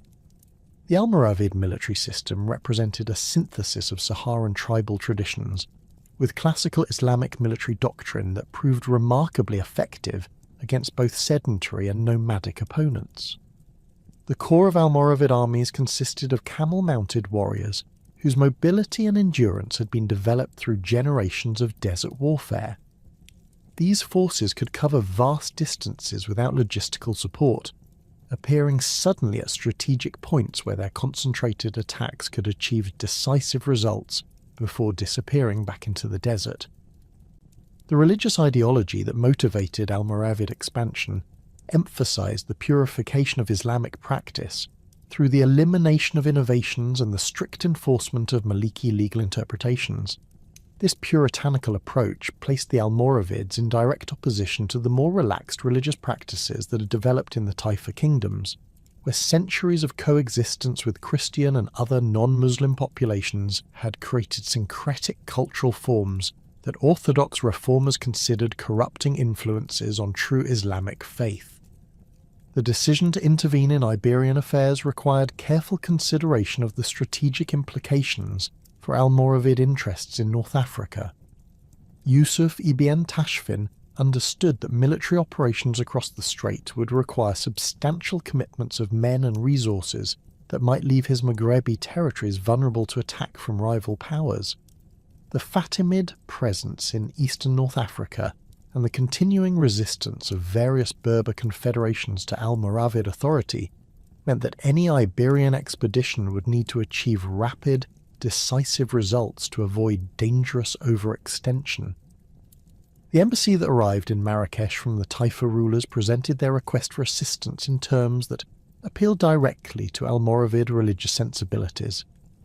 Rather than simply asking for military support against Christian enemies, the Iberian rulers portrayed their situation as a crisis of Islamic faith threatened by infidel aggression. They emphasized the desecration of mosques, the forced conversion of Muslim populations, and the general decline of Islamic religious practice under Christian pressure as justifications for immediate intervention. Yusuf ibn Tashfin's initial response to these appeals reflected both his genuine religious concerns and his practical assessment of the military situation in Al-Andalus. The Almoravid leader dispatched reconnaissance missions across the strait to evaluate the strength of both Christian and Islamic forces, while his agents gathered detailed intelligence about the political divisions that weakened potential resistance to intervention. These preliminary investigations revealed that the Taifa kingdoms possessed substantial resources but lacked the unity and leadership necessary to employ them effectively. The preparation for the Almoravid expedition required months of careful logistical planning and military organization. The movement of large forces across the Strait of Gibraltar presented significant challenges, as the Almoravids lacked the naval resources necessary to transport entire armies with their equipment and supplies. The solution involved negotiations with various maritime communities along the Moroccan coast, whose ships were requisitioned or hired to provide the transport capacity required for the crossing. The Almoravid army that assembled for the Iberian expedition represented the largest military force that had crossed from North Africa since the original Islamic conquest 4 centuries earlier. Contemporary sources describe a host of approximately 15,000 warriors, including elite camel cavalry, Berber infantry armed with traditional weapons, and specialized units equipped with siege engines and other military equipment adapted from Islamic military treatises. The army's composition reflected the diverse tribal origins of the Almoravid Confederation, with contingents from throughout Morocco and the Western Sahara. Yusuf ibn Tashfin's personal leadership of the expedition demonstrated the importance that the Almoravid movement placed on the Iberian intervention. The presence of the Supreme Commander ensured unified direction of military operations, while providing the religious authority necessary to legitimate whatever political arrangements might emerge from successful campaigns. His decision to cross personally also reflected confidence in the stability of Almoravid control over North African territories. As such, extended absence would have been impossible if serious threats existed to the movement's Maghrebi base. The landing of Almoravid forces at Algeciras in June 1086 mark the beginning of a new phase in Iberian Islamic history that would fundamentally alter the balance of power between Christian and Muslim forces. The choice of landing site reflected careful strategic planning, as Algeciras provided excellent harbour facilities while offering direct access to the interior valleys where the main Christian armies were operating. The port's existing Islamic population provided immediate logistical support and intelligence about Christian military dispositions. The reaction of the Taifa rulers to the Almoravid arrival revealed the complex mixture of relief and apprehension that characterised their attitude toward these North African allies. While they desperately needed military assistance against Christian expansion, they also recognised that the Almoravids represented a potentially serious threat to their own independence. The puritanical religious ideology of the North African warriors was fundamentally incompatible with the sophisticated court culture that had developed in the Taifa kingdoms during decades of relative autonomy. Alfonso VI's response to intelligence reports about the Almoravid landing demonstrated both the strategic acumen that had made him the most successful Christian ruler of his generation and his perhaps excessive confidence in Castilian military superiority. Rather than adopting defensive positions that might have allowed him to choose the time and place of engagement, the Castilian king decided to seek immediate battle with the invading forces before they could consolidate their position or receive significant reinforcements from the Taifa kingdoms. The Christian army that Alfonso assembled to confront the Almoravid threat represented the largest force that Castile had ever deployed for a single campaign. The king's summons brought together not only his own vassals and retainers, but also contingents from Leon, troops provided by various military orders, and foreign knights who had been attracted to Iberia by the prospect of warfare against Islamic forces. Contemporary chronicles describe a host of approximately 60,000 men, though this figure likely includes significant numbers of non-combatant support personnel. The Battle of Sagregas, fought on October 23, 1086, near the fortress of Badajoz, became one of the most decisive engagements in medieval Iberian history. The battlefield itself was a gently rolling plain that provided excellent terrain for cavalry operations, allowing both armies to deploy their mounted forces effectively. Alfonso VI positioned his army in traditional formation, with heavy cavalry on the wings and infantry in the centre, a deployment that had proven successful in previous campaigns against Taifa forces. Yusuf ibn Tashfin's tactical approach reflected both classical Islamic military doctrine and innovations developed through Almoravid experience in Saharan warfare. The North African commander positioned his camel cavalry in the centre of his line, where their unusual mounts would have maximum psychological impact on Christian horses unfamiliar with such animals. Berber-like cavalry occupied the wings, where their mobility could be employed to harass enemy formations and exploit any gaps that developed in the Christian line. The battle began with traditional cavalry charges as both armies sought to achieve early advantage through shock action. The Christian heavy cavalry initially achieved significant success against Berber light horse, driving back the Islamic wings and threatening to envelop the Almoravid centre. Alfonso VI's personal leadership during these early phases of the engagement inspired his troops and seemed to promise another victory against Islamic forces that had become routine during the previous decade. The turning point came when the Almoravid camel cavalry launched their coordinated charge against the Christian centre. The unfamiliar sight and smell of the camels caused panic among Christian horses, disrupting formations that had maintained cohesion during the initial cavalry exchanges. The psychological impact of this disruption was amplified by the disciplined advance of Berber infantry, whose traditional weapons and fighting techniques proved highly effective in close combat against disorganized Christian forces. The collapse of Christian resistance occurred with shocking suddenness as unit after unit broke and fled from the battlefield. Alfonso VI himself was wounded during the fighting and barely escaped capture when his bodyguard was overwhelmed by pursuing Almoravid cavalry. The Castilian baggage train, containing the accumulated plunder of decades of successful campaigns against the Taifa kingdoms, fell intact into North African hands, along with the royal standard and other symbols of Christian military prestige. The immediate aftermath of Sagrejas revealed the extent of the Christian disaster, while demonstrating the strategic limitations that would ultimately constrain Almoravid's success in Iberia. The scattered remnants of Alfonso's army were unable to offer coordinated resistance to Almoravid advances, allowing North African forces to occupy extensive territories throughout southwestern Al-Andalus. However, Yusuf ibn Tashfin's decision to return to Morocco, rather than pressing his advantage toward Toledo, reflected the logistical difficulties of maintaining large armies across the strait for extended periods. The political consequences of the Almoravid victory extended far beyond its immediate military results.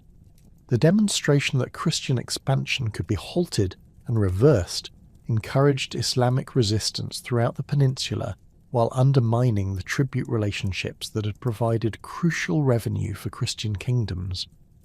Several Taifa rulers who had been paying pariahs to Castile immediately ceased these payments, while others began actively supporting Almoravid operations against their former Christian overlords. The temporary unification of Al-Andalus under Almoravid authority proceeded systematically as North African forces returned to the peninsula in subsequent campaigns. Yusuf ibn Tashfin's strategy involved the gradual elimination of Taifa independence through a combination of military pressure and religious legitimation.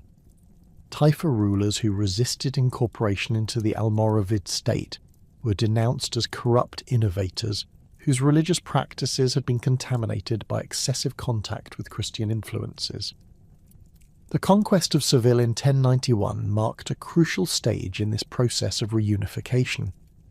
The Abbadid rulers of Seville had been among the most sophisticated and culturally accomplished of the Taifa dynasties, maintaining a court that rivaled Córdoba in its patronage of poetry, music and architectural projects.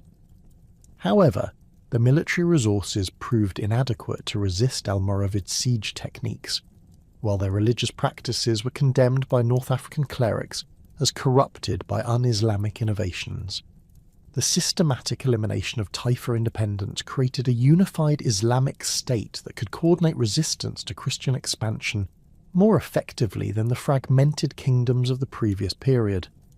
Almoravid administrative practices, developed through experience governing diverse Berber populations in North Africa, proved adaptable to Iberian conditions while maintaining the religious orthodoxy that legitimated North African rule. The appointment of Almoravid governors to replace Taifa rulers ensured unified command while eliminating the political divisions that Christians had previously exploited. The strict interpretation of Islamic law that the Almoravids implemented throughout their Iberian territories represented a dramatic departure from the relatively tolerant practices that had characterized the Taifa period. The new rulers' puritanical approach to religious questions resulted in increased restrictions on Christian and other non-Muslim populations, while Islamic practices that had been influenced by local traditions were suppressed as corrupting innovations. This religious rigour strengthened Islamic identity, but also created new sources of internal tension within Almoravid territories. The architectural and artistic policies of the Almoravid period reflected both the movement's religious conservatism and its substantial material resources.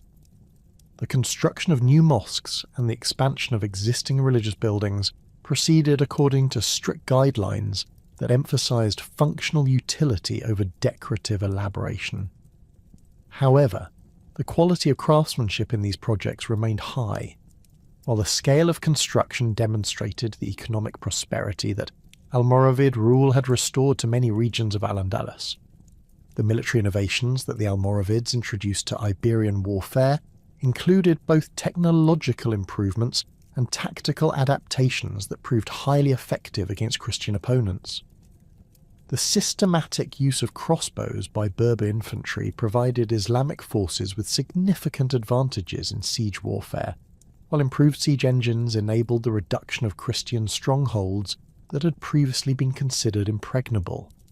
The integration of these new military technologies with traditional Berber mobility created combined arms forces of exceptional effectiveness. The economic revival that accompanied Almoravid reunification of Al-Andalus reflected both the elimination of internal warfare and the restoration of trade relationships that had been disrupted during the Taifa period. The North African rulers' control of both sides of the Strait of Gibraltar facilitated commercial exchanges between Iberia and the broader Islamic world, while their military success attracted craftsmen and merchants who had fled during the previous period of political instability. However, the Almoravid system contained inherent contradictions that would ultimately limit its long-term viability in Iberian conditions. The movement's religious ideology emphasized the temporary nature of worldly power and the primary importance of spiritual concerns, creating tensions with the practical requirements of governing complex, ethnically diverse territories. The Berber tribal traditions that provided the foundation of Almoravid military effectiveness were not easily adaptable to the settled agricultural conditions that characterized much of Al-Andalus. The emergence of the Almohad movement in the Atlas Mountains during the 1120s represented a new phase of North African religious reform that would eventually challenge Almoravid authority throughout the Maghreb and Al-Andalus. The Almohads, whose name derived from Al-Muwahhidun, meaning those who proclaim the unity of God, originated as followers of Ibn Tumart, a Berber religious scholar who had studied in the Eastern Islamic world before returning to Morocco with a message of theological and social reform. Ibn Tumart's religious teachings emphasized the absolute unity and transcendence of God in ways that directly challenged Almoravid theological positions. The Almohad founder condemned what he considered the anthropomorphic tendencies in Almoravid religious practice, while his social program called for the elimination of tribal distinctions in favor of a unified Islamic community based purely on religious devotion. These doctrinal innovations provided the ideological foundation for a movement that would ultimately prove more successful than its Almoravid predecessor in creating lasting political institutions. The military organization of the Almohad movement reflected lessons learned from Almoravid successes and failures. Abd al-Mumin, who assumed leadership following Ibn Tumart's death, created a more centralized command structure that reduced the influence of tribal leaders while maintaining the religious motivation that had made Berber warriors so effective in previous campaigns. The Almohad army combined traditional Berber mobility with systematic training programs that produced more disciplined and reliable forces than those available to their predecessors. The Almohad conquest of Almoravid territories proceeded systematically through a series of campaigns that demonstrated superior military organization and strategic planning. The capture of Marrakesh in 1147 eliminated the centre of Almoravid power in North Africa, while subsequent operations extended Almohad control eastward toward Tunisia and westward toward the Atlantic. The movement's success attracted support from various Berber tribes that had grown dissatisfied with Almoravid rule, providing the manpower necessary for expansion into Iberian territories. The Almohad invasion of Al-Andalus began in 1146 with limited reconnaissance operations designed to test the strength of Almoravid defences and evaluate the potential for local support. These preliminary campaigns revealed that Almoravid authority in Iberia had been weakened by decades of constant warfare against Christian opponents, while the strict religious policies of the North African rulers had created resentment among various segments of the Andalusian population. The systematic conquest of Almoravid territories in southern Iberia proceeded rapidly once Abd al-Mumin committed substantial forces to the peninsula. The Almohad commander's strategy involved the capture of key strongholds that controlled communications between different regions, while his diplomatic agents worked to secure the submission of local commanders through a combination of religious appeals and practical inducements. The fall of Seville in 1147 marked the effective end of Almoravid resistance in western Al-Andalus. The architectural achievements of the Almohad period represented the culmination of Western Islamic building traditions, while introducing innovations that would influence construction throughout the Mediterranean world. The Almohad rulers' patronage of monumental architecture reflected both their substantial resources and their desire to create physical symbols of their religious and political authority. The scale and sophistication of their building projects demonstrated the movement's confidence in its long-term viability as a governing institution. The construction of the Giralda Tower in Seville, begun around 1184, exemplified the architectural innovations that characterized Almohad building programs. The tower's massive square base supported a minaret that rose to unprecedented heights, creating a landmark visible throughout the Guadalquivir Valley. The building's decorative program combined traditional Islamic geometric patterns with innovations in brick and tile work that created distinctively Almohad visual effects. The Giralda's architectural significance extended beyond its impressive scale to include important technical innovations in construction methods and structural engineering. The tower's builders employed sophisticated techniques for distributing weight loads that enabled the construction of walls significantly thinner than those required by previous building methods. The integration of decorative and structural elements created aesthetic effects that influenced architectural development throughout the Western Islamic world. The catastrophic defeat of the Almohad forces at Las Navas de Tolosa in 1212 shattered the last unified Islamic resistance to Christian expansion in the peninsula, creating opportunities that the northern kingdoms would exploit with systematic determination over the following half-century. The battle had demonstrated conclusively that the military innovations and religious fervour that had made the North African dynasties so formidable were insufficient against the combined Christian forces, employing improved siege techniques, coordinated cavalry tactics, and the strategic advantages provided by their knowledge of local terrain. The immediate aftermath of Las Navas revealed the extent to which Almohad power had depended on the personal authority of individual commanders rather than institutional structures capable of surviving military disasters.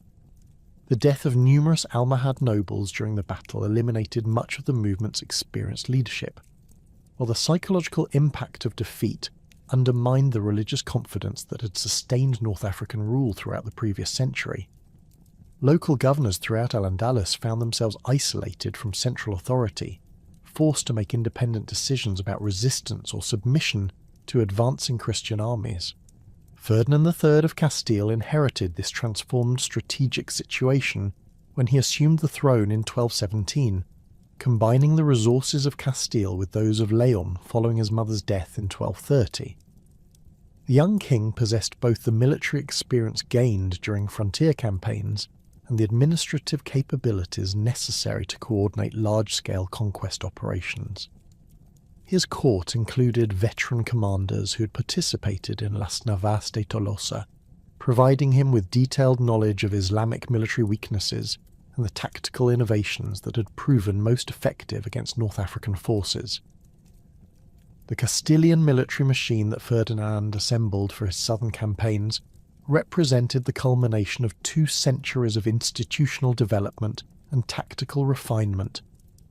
The kingdom's military orders provided disciplined heavy cavalry, whose religious motivation matched their professional competence, while the urban militias of frontier towns contributed infantry forces experienced in siege warfare and familiar with Islamic defensive techniques.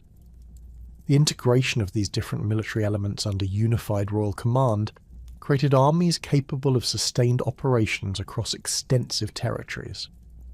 Ferdinand's strategic approach to conquest emphasized the systematic reduction of fortified positions rather than the spectacular cavalry charges that had characterized earlier Christian campaigns. His engineers employed sophisticated siege techniques that combined traditional methods with innovations adapted from Islamic military treatises captured during previous campaigns. The use of countermine operations, improved catapults, and coordinated assault tactics enabled Castilian forces to reduce strongholds that had previously been considered impregnable. The Siege of Córdoba, begun in 1236, demonstrated the effectiveness of these new military methods while providing Ferdinand with his most prestigious conquest. The ancient Umayyad capital had maintained its symbolic importance throughout the centuries of Islamic rule, and its capture would represent the definitive reversal of the conquest that had begun at Guadalete 5 centuries earlier. The city's massive walls, built on Roman foundations and strengthened by successive Islamic dynasties, presented formidable obstacles that required months of systematic siege operations. Ferdinand's approach to the Córdoba siege reflected careful planning based on detailed intelligence about the city's defences and supply systems. Castilian forces established fortified camps at strategic points around the city's perimeter, cutting off all routes that might have been used to bring in reinforcements or supplies. The king's engineers constructed elaborate siege works that gradually brought their catapults within range of the city's walls, while mining operations targeted the foundations of key defensive structures. The defenders of Córdoba, led by local commanders whose loyalty to distant Almohad authority had been weakened by years of isolation, initially attempted to maintain traditional defensive strategies based on sorties against the besieging forces and appeals for relief from other Islamic territories. However, the systematic nature of the Castilian siege operations and the obvious impossibility of effective external assistance gradually undermined morale within the city. The civilian population, facing starvation as supplies dwindled, began pressing for negotiations with the Christian forces. The final assault on Córdoba's walls took place in June 1236, following the successful mining of a major tower that created a practicable breach in the city's defences. Castilian forces poured through the gap in disciplined formations, overwhelming the demoralised defenders and securing control of key positions throughout the city. The speed and coordination of this assault demonstrated the tactical sophistication that Christian armies had achieved through decades of frontier warfare experience. Ferdinand's treatment of Córdoba's conquered population reflected both practical political considerations and the religious ideology that motivated Christian expansion. The city's main mosque was immediately consecrated as a cathedral, symbolically reclaiming the religious centre of Islamic Spain for Christianity. However, the king's policies toward the civilian population were relatively moderate, allowing Muslims who accepted Christian rule to remain in their homes while encouraging voluntary conversion through various incentives rather than forced baptism. The administrative arrangements that Ferdinand established for governing Córdoba became a model for subsequent conquests throughout Andalusia. The city was granted a fuero, or charter, that established legal frameworks for its Christian settlers while defining the rights and obligations of the remaining Muslim population. These legal documents reflected the complex realities of governing territories with mixed religious populations, balancing the demands of Christian colonists with the practical necessity of maintaining agricultural production and commercial activity. The capture of Córdoba opened the entire Guadalquivir Valley to Christian expansion, as the fall of the region's most important fortress eliminated the last significant obstacle to systematic conquest of the surrounding territories. Ferdinand's forces moved rapidly to occupy the network of smaller fortifications that had depended on Córdoba for coordination and support, often encountering only token resistance from demoralised garrisons. The speed of this expansion reflected both superior Christian military organisation and the collapse of Islamic defensive coordination following the loss of their regional capital. The systematic colonisation of newly conquered territories proceeded according to established Castilian practices that had been refined through generations of frontier expansion. The repartimento system provided frameworks for distributing lands among Christian settlers while ensuring adequate resources for military defence and administrative functions. Royal officials conducted detailed surveys of conquered territories, cataloguing agricultural resources, urban properties, and defensive installations to facilitate efficient allocation among deserving recipients. The recipients of these land grants included military orders, individual knights who had distinguished themselves during the conquest campaigns, urban communities that had provided military support, and ecclesiastical institutions charged with establishing Christian religious practices in the newly conquered territories. The size and quality of individual allocations reflected both the recipients' contributions to the conquest effort and the strategic importance of their assigned territories for maintaining Christian control. The establishment of new Christian settlements throughout the conquered regions required careful attention to defensive considerations and economic viability. Towns were typically established at strategic locations that controlled important river crossings, mountain passes, or agricultural valleys, with their layouts designed to facilitate defense against potential Islamic counterattacks. The construction of churches, markets, and administrative buildings proceeded rapidly, creating the institutional infrastructure necessary for permanent Christian occupation. Ferdinand's conquest of Seville, completed in 1248 after a siege lasting 16 months, represented the culmination of his military career and the definitive establishment of Christian control over the Guadalquivir Valley. The city's strategic position near the mouth of the river made it crucial for controlling maritime communications between Al-Andalus and North Africa, while its substantial population and commercial importance made its capture essential for consolidating Christian authority throughout the region. The Siege of Seville required innovations in both military technology and logistical organisation that demonstrated the sophistication of mid-13th century Christian warfare. Ferdinand's engineers constructed a bridge of boats across the Guadalquivir River to prevent supplies from reaching the city by water, while his naval forces, supported by ships from the Cantabrian ports, established a blockade that cut off all maritime communications. The coordination of these land and sea operations required unprecedented levels of inter-service cooperation and strategic planning. The city's defenders, led by the Almohad governor Axataf, employed every available method to break the Christian siege, including attempts to destroy the boat bridge, sorties against the besieging camps, and appeals for assistance from Islamic territories in North Africa and Granada. However, the systematic nature of the Christian siege operations and the effective coordination between Castilian land forces and naval units made these defensive efforts increasingly futile as the siege progressed into its second year. The surrender of Seville in November 1248 marked the effective end of significant Islamic resistance in western Andalusia, leaving only the nascent Kingdom of Granada as a substantial Muslim territory in the peninsula.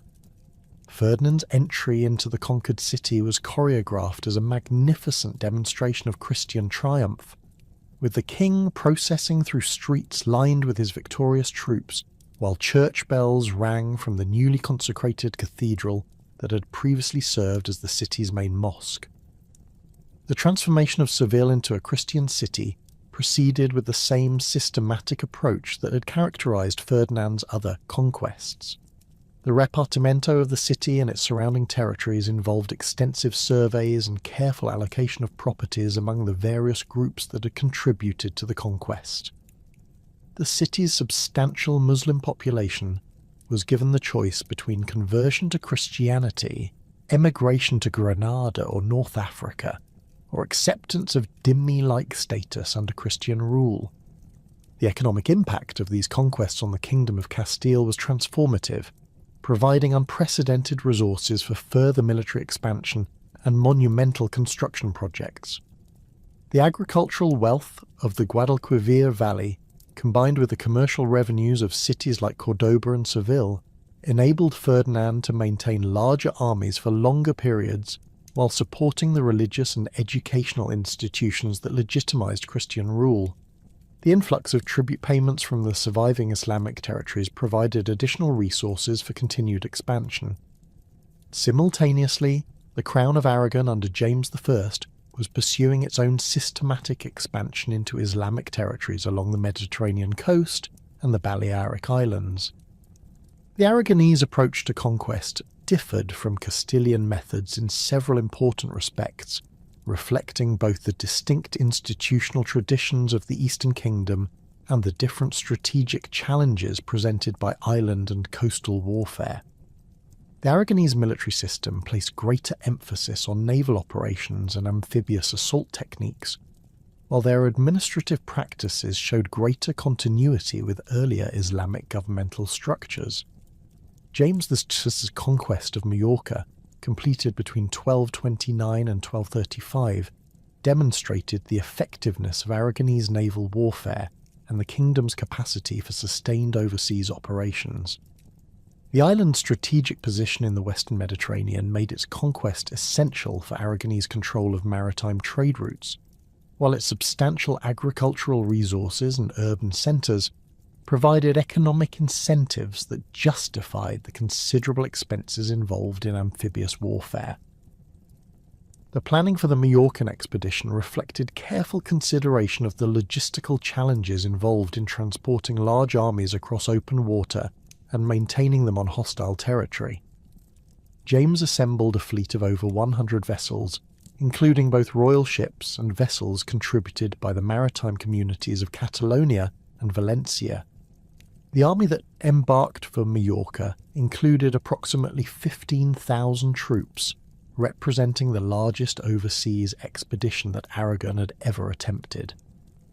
The landing at Santa Ponca in September 1229 proceeded according to carefully rehearsed plans that minimized the vulnerabilities inherent in amphibious operations. Aragonese forces established a secure beachhead before advancing inland toward the island's capital at Medina Mallorca, employing tactics that combine the mobility advantages of cavalry with the defensive capabilities of infantry formations equipped with crossbows and other missile weapons. The siege of Medina Mallorca required adaptations of traditional siege techniques to the specific conditions of island warfare, where the defenders could not expect relief from external forces but possessed substantial resources accumulated through generations of maritime commerce. James's engineers employed innovative approaches to siege warfare that maximised the effectiveness of their limited heavy equipment while exploiting the psychological advantages that their successful landing had provided. The fall of Majorca's capital in December 1229 was followed by systematic campaigns to reduce the remaining Islamic strongholds throughout the island. These operations demonstrated the effectiveness of combined land and naval forces in eliminating isolated pockets of resistance, while the establishment of Christian administrative structures proceeded rapidly in areas under Aragonese control. The island's Muslim population faced similar choices to those offered in Castilian conquests, with many choosing emigration rather than submission to Christian rule. The conquest of the remaining Balearic Islands proceeded systematically over the following years, with Minorca submitting to Aragonese authority in 1232 and Ibiza falling in 1235. These operations required less extensive military efforts than the Majorcan campaign, as the demonstration of Aragonese naval supremacy and the systematic approach to conquest had undermined Islamic resistance throughout the island chain. The completion of these conquests provided Aragon with secure bases for further expansion along the Mediterranean coast. James VI's subsequent conquest of the Kingdom of Valencia, completed in 1238, represented the most significant territorial expansion in Aragonese history and fundamentally altered the balance of power along the eastern coast of Iberia. The Valencian territories included some of the most fertile agricultural land in the peninsula, along with important commercial centres that controlled trade routes connecting the interior with Mediterranean markets. The systematic nature of this conquest demonstrated the institutional maturity that the Crown of Aragon had achieved by the mid-13th century. The siege of Valencia city itself required extensive preparations and innovative siege techniques adapted to the specific challenges presented by the city's location and fortifications. James's forces employed systematic approaches to reducing the city's defences while maintaining supply lines that extended back to Aragonese territories in Catalonia. The coordination of these complex operations demonstrated the administrative sophistication that enabled the Crown of Aragon to conduct sustained military campaigns across extensive territories. The establishment of Christian rule throughout these newly conquered territories required administrative innovations that could accommodate the complex ethnic and religious diversity that characterized the conquered populations. The fueros granted to Christian settlers provided legal frameworks that encouraged colonization while maintaining the social order necessary for continued agricultural and commercial productivity. These legal arrangements reflected both practical considerations and the ideological commitments that motivated Christian expansion. The survival of the Nasrid Kingdom of Granada as the last significant Islamic territory in the peninsula resulted from a combination of geographical advantages, diplomatic skill, and the strategic priorities of the Christian kingdoms. The mountainous terrain of the Granada region provided natural defensive advantages that made conquest significantly more difficult and expensive than the relatively open territories of the Guadalquivir Valley.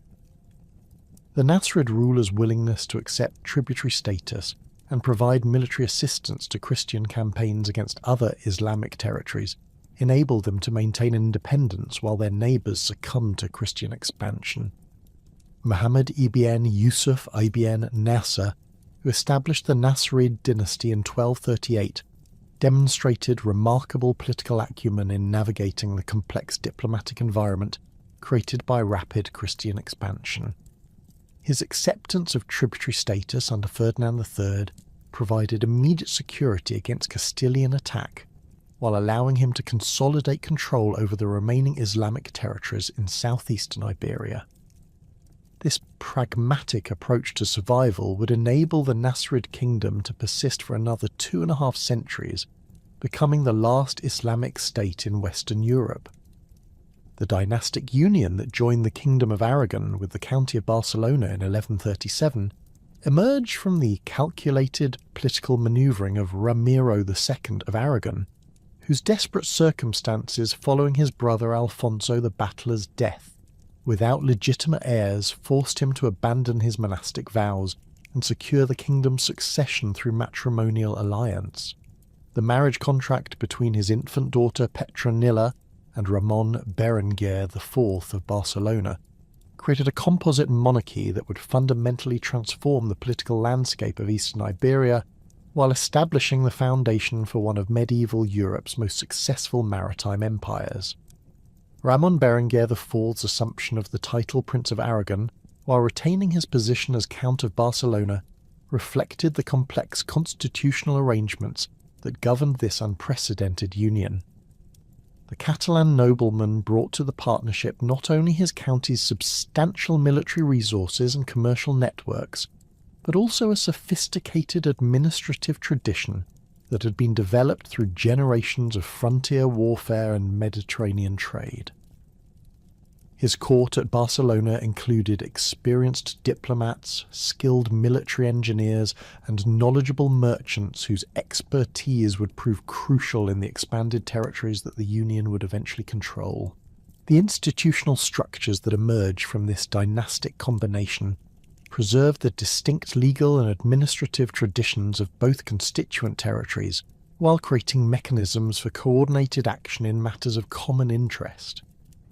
The Aragonese Cortes maintained its traditional role in approving taxation and confirming royal legislation, while the Catalan courts continued to represent the interests of Barcelona's merchant communities and noble families. This constitutional pluralism, rather than creating administrative confusion, provided the flexibility necessary to govern territories with fundamentally different economic structures and political traditions. The military campaigns that established the new crown's territorial expansion began with the systematic conquest of Islamic strongholds along the Ebro River Valley, where the fragmentation of Almohad authority following Las Navas de Tolosa created opportunities for coordinated Christian advance. The siege of Tortosa in 1148 demonstrated the effectiveness of combining Aragonese cavalry with Catalan siege expertise, while the participation of Genoese naval forces illustrated the international connections that Barcelona's commercial networks could mobilize for military purposes. The capture of Lleida in 1149 completed the crown's control over the strategic river valleys that connected the Pyrenean passes with the Mediterranean coast, providing secure communications between the Aragonese heartland and Catalonia's commercial centres. These conquests required extensive siege operations that employed innovative engineering techniques, including the construction of elaborate wooden towers that enabled attacking forces to surmount the massive stone walls that protected these Islamic strongholds. The coordination of these complex operations demonstrated the administrative sophistication that distinguished the Crown of Aragon from its Castilian rivals. The development of representative institutions within the Crown of Aragon reflected both the practical necessities of governing diverse territories and the constitutional traditions that had been inherited from earlier periods. The Cortes of Aragon evolved into a sophisticated legislative body that included representatives from the nobility, clergy, and urban communities, while similar assemblies in Catalonia and Valencia provided mechanisms for local participation in royal government. These institutions possessed significant powers over taxation and legislation that constrained royal authority while ensuring that local interests received adequate representation in policy formation. The office of the Justicia of Aragon emerged as one of the most distinctive constitutional innovations of the medieval period, providing institutional protection for individual rights against arbitrary royal action. The Justicia served as a permanent judicial official whose authority derived directly from the Cortes rather than royal appointment, enabling him to investigate complaints against royal administrators and provide legal remedies for subjects who believed their traditional privileges had been violated. This institutional arrangement created a system of constitutional monarchy that was unique in medieval Europe. The legal framework established by the Fueros of Aragon codified these constitutional limitations on royal power while preserving the traditional rights and privileges of different social groups within the kingdom. These legal codes, which were regularly updated and expanded by successive Cortes, established detailed procedures for taxation, military service, and judicial proceedings that prevented arbitrary royal action, while maintaining the social hierarchy that supported the kingdom's military effectiveness. The Fueros provisions regarding individual liberty and property rights influenced constitutional development throughout medieval Europe. The economic foundations of the Crown's expanding power rested on Catalonia's participation in the Mediterranean commercial revolution that transformed European trade during the 12th and 13th centuries. Barcelona's merchants established trading posts throughout the western Mediterranean, creating commercial networks that extended from the Black Sea to the Atlantic coast of Morocco. These commercial relationships provided not only substantial revenues through customs duties and trading profits, but also the intelligence networks and diplomatic connections that supported the Crown's territorial expansion. The development of maritime law codes, particularly the Consular de Mer, reflected Barcelona's leadership in Mediterranean commerce and provided legal frameworks that facilitated international trade. These legal innovations addressed practical problems of maritime commerce, including insurance arrangements, partnership agreements, and dispute resolution mechanisms that enabled merchants to conduct business across vast distances with acceptable levels of risk. The widespread adoption of these legal codes throughout the Mediterranean demonstrated Catalonia's commercial influence and provided additional sources of revenue through licensing fees and judicial proceedings. The conquest of Sicily in 1282 marked the Crown of Aragon's emergence as a major Mediterranean power, capable of challenging the established dominance of French and papal interests in Italian affairs. The Sicilian Vespers uprising against Charles of Anjou's harsh rule provided Peter III of Aragon with the opportunity to press his wife's hereditary claims to the island, but the military campaigns that followed required unprecedented commitments of men and resources that tested the Crown's institutional capabilities to their limits. The naval operations that enabled Aragonese forces to reach Sicily and maintain communications with their Italian territories demonstrated the maritime expertise that Catalan shipbuilders and navigators had developed through generations of Mediterranean commerce. The Aragonese fleet employed innovative galley designs that combined the speed and maneuverability necessary for military operations with the cargo capacity required for sustained logistical support. These vessels, constructed in the shipyards of Barcelona and Valencia, incorporated technical improvements that made them superior to most contemporary warships. The Battle of the Gulf of Naples in 1284 established Aragonese naval supremacy in the western Mediterranean, while eliminating the Angevin fleet that had threatened communications between Sicily and the Crown's Iberian territories. The engagement demonstrated sophisticated naval tactics that combined traditional ramming techniques with innovative uses of crossbow fire and Greek fire projectors. The coordination of multiple galley squadrons in complex maneuvers required navigation skills and command capabilities that reflected the professional competence of Aragonese naval commanders. The administrative arrangements established for governing Sicily reflected the Crown of Aragon's constitutional traditions, while accommodating the island's distinct legal and cultural heritage. The Sicilian Parliament retained significant powers over taxation and legislation, while local nobles preserved their traditional privileges and jurisdictions. This flexible approach to imperial governance enabled the Crown to maintain effective control over distant territories without provoking the type of resistance movements that had undermined other medieval attempts at overseas expansion. The conquest of Sardinia in 1297 proceeded according to a papal grant that provided legal justification for Aragonese expansion while resolving diplomatic conflicts with other Mediterranean powers. The island's strategic position between Catalonia and Sicily made its control essential for maintaining secure communications within the Crown's expanding maritime empire, while its agricultural resources and mineral wealth provided additional economic incentives for conquest. The military campaigns required to establish effective control over the island's mountainous interior demonstrated the adaptability of Aragonese military organisation to diverse geographical conditions. The Catalan Company's extraordinary expedition to the eastern Mediterranean between 1302 and 1311 represented one of the most remarkable military adventures of the medieval period, establishing temporary Aragonese control over territories in Greece while demonstrating the Crown's capacity for overseas operations on an unprecedented scale. The company, originally recruited for service in Sicily, consisted of approximately 6,000 experienced soldiers whose military effectiveness had been proven in the Italian campaigns of the previous decades. Roger de Flore's leadership of this mercenary force reflected the international character of medieval military service.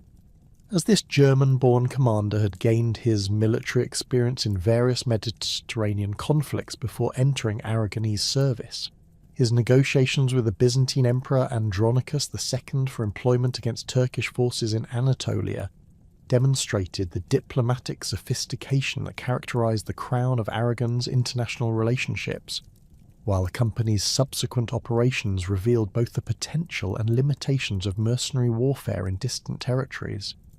The company's initial campaigns in Anatolia achieved remarkable success against Turkish forces that had been advancing steadily into Byzantine territories for several decades. The Catalan soldiers' combination of heavy cavalry, crossbow-armed infantry, and innovative siege techniques proved highly effective against opponents who had grown accustomed to Byzantine military weakness. The recovery of several important fortresses and the stabilization of the frontier demonstrated that well-organized Western military forces could still achieve significant results in the eastern Mediterranean. The assassination of Roger de Flore in 1305 during negotiations at Adrianople precipitated a crisis that transformed the company from Byzantine allies into independent conquerors pursuing their own territorial ambitions. The Catalans' subsequent campaigns of revenge against Byzantine territories revealed the destructive potential of uncontrolled mercenary forces. While their eventual establishment of the duchies of Athens and Neopatria demonstrated their capacity for creating lasting political institutions even in hostile environments. The cultural achievements of the Crown of Aragon during this period reflected both the material prosperity generated by territorial expansion and the intellectual sophistication that characterized court life in Barcelona and other major cities. The patronage provided by successive rulers supported literary and scholarly activities that produced works of lasting significance, while the international connections maintained through diplomatic and commercial relationships facilitated cultural exchanges that enriched Aragonese intellectual life. Ramon Lull's extraordinary intellectual career exemplified the cultural flowering that characterized the Crown of Aragon during the 13th and early 14th centuries. Born into a noble Majorcan family following the island's conquest by James I, Lull received an education that combined traditional Christian learning with exposure to Islamic and Hebrew philosophical traditions that remained influential in the newly conquered territories. His conversion from courtly life to religious devotion around 1263 marked the beginning of a scholarly career that would produce over 200 works on subjects ranging from theology and philosophy to literature and the natural sciences. Lull's development of the Ars Magna represented one of the most innovative intellectual achievements of the medieval period, combining logical analysis with mystical insight in ways that influenced both scholastic philosophy and later scientific methodology. His systematic approach to knowledge organization and his attempts to create universal languages for scholarly communication reflected the international perspective that characterized intellectual life within the Crown of Aragon's diverse territories. The mechanical devices he designed to facilitate logical reasoning anticipated later developments in computational thinking by several centuries. The missionary activities that occupied much of Lull's later career demonstrated the Crown's commitment to religious expansion alongside territorial conquest.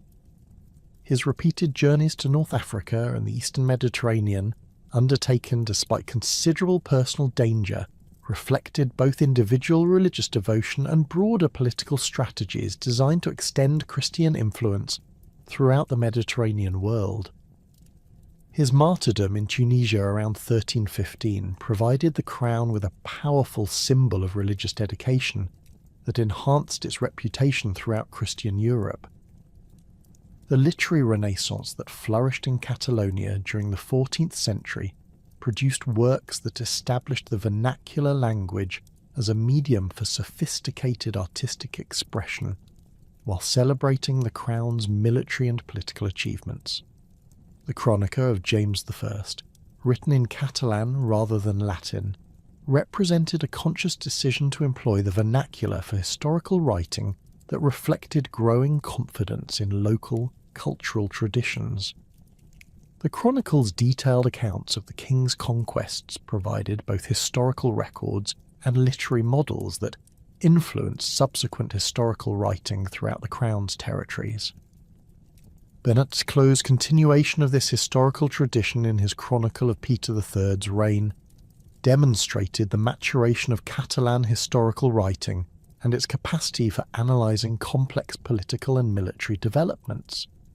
His accounts of the Sicilian campaigns and the diplomatic negotiations that accompanied them provided detailed insights into the decision-making processes that guided the Crown's expansion, while celebrating the military virtues that had enabled these achievements. The Chronicle's sophisticated analysis of causation and its attention to psychological motivation reflected intellectual approaches that anticipated later developments in historical methodology. The poetry of Ausias March, writing in the early 15th century, represented the culmination of Catalan literary achievement during this period, while reflecting the cultural sophistication that characterized court life throughout the Crown's territories. His innovative approaches to lyric expression and his psychological analysis of human emotion established new standards for vernacular poetry that influenced literary development throughout the Western Mediterranean. The international recognition that his work received demonstrated the cultural prestige that the Crown of Aragon had achieved through its political and military successes. The economic transformations that accompanied the Crown's territorial expansion created new forms of commercial organisation and financial innovation that influenced economic development throughout medieval Europe. The emergence of Barcelona as a major banking centre reflected both the capital accumulation generated by Mediterranean trade and the sophisticated financial techniques that Catalan merchants had developed to support long-distance commerce. These innovations included early forms of marine insurance, letters of credit and partnership arrangements that facilitated international business relationships. The Taula de Canvi, established in Barcelona in 1401, represented one of Europe's first public banks and demonstrated the Crown's commitment to supporting commercial development through institutional innovation. This institution provided secure deposit facilities for merchants while offering credit services that facilitated both local and international trade. The bank's operations were regulated by detailed statutes that established standards for financial practice while protecting depositors' interests through municipal guarantees. The agricultural improvements implemented throughout the Crown's territories reflected both population growth and technological innovation that increased productivity while supporting larger urban populations. The expansion of irrigation systems in Valencia and Sicily employed engineering techniques that had been adapted from Islamic models, while incorporating innovations that improved efficiency and reliability. These hydraulic works enabled the cultivation of new crops that diversified agricultural production, while providing additional sources of royal revenue through taxation. The development of textile manufacturing in Catalonia and Valencia created industries that supplied both local markets and export trade throughout the Mediterranean.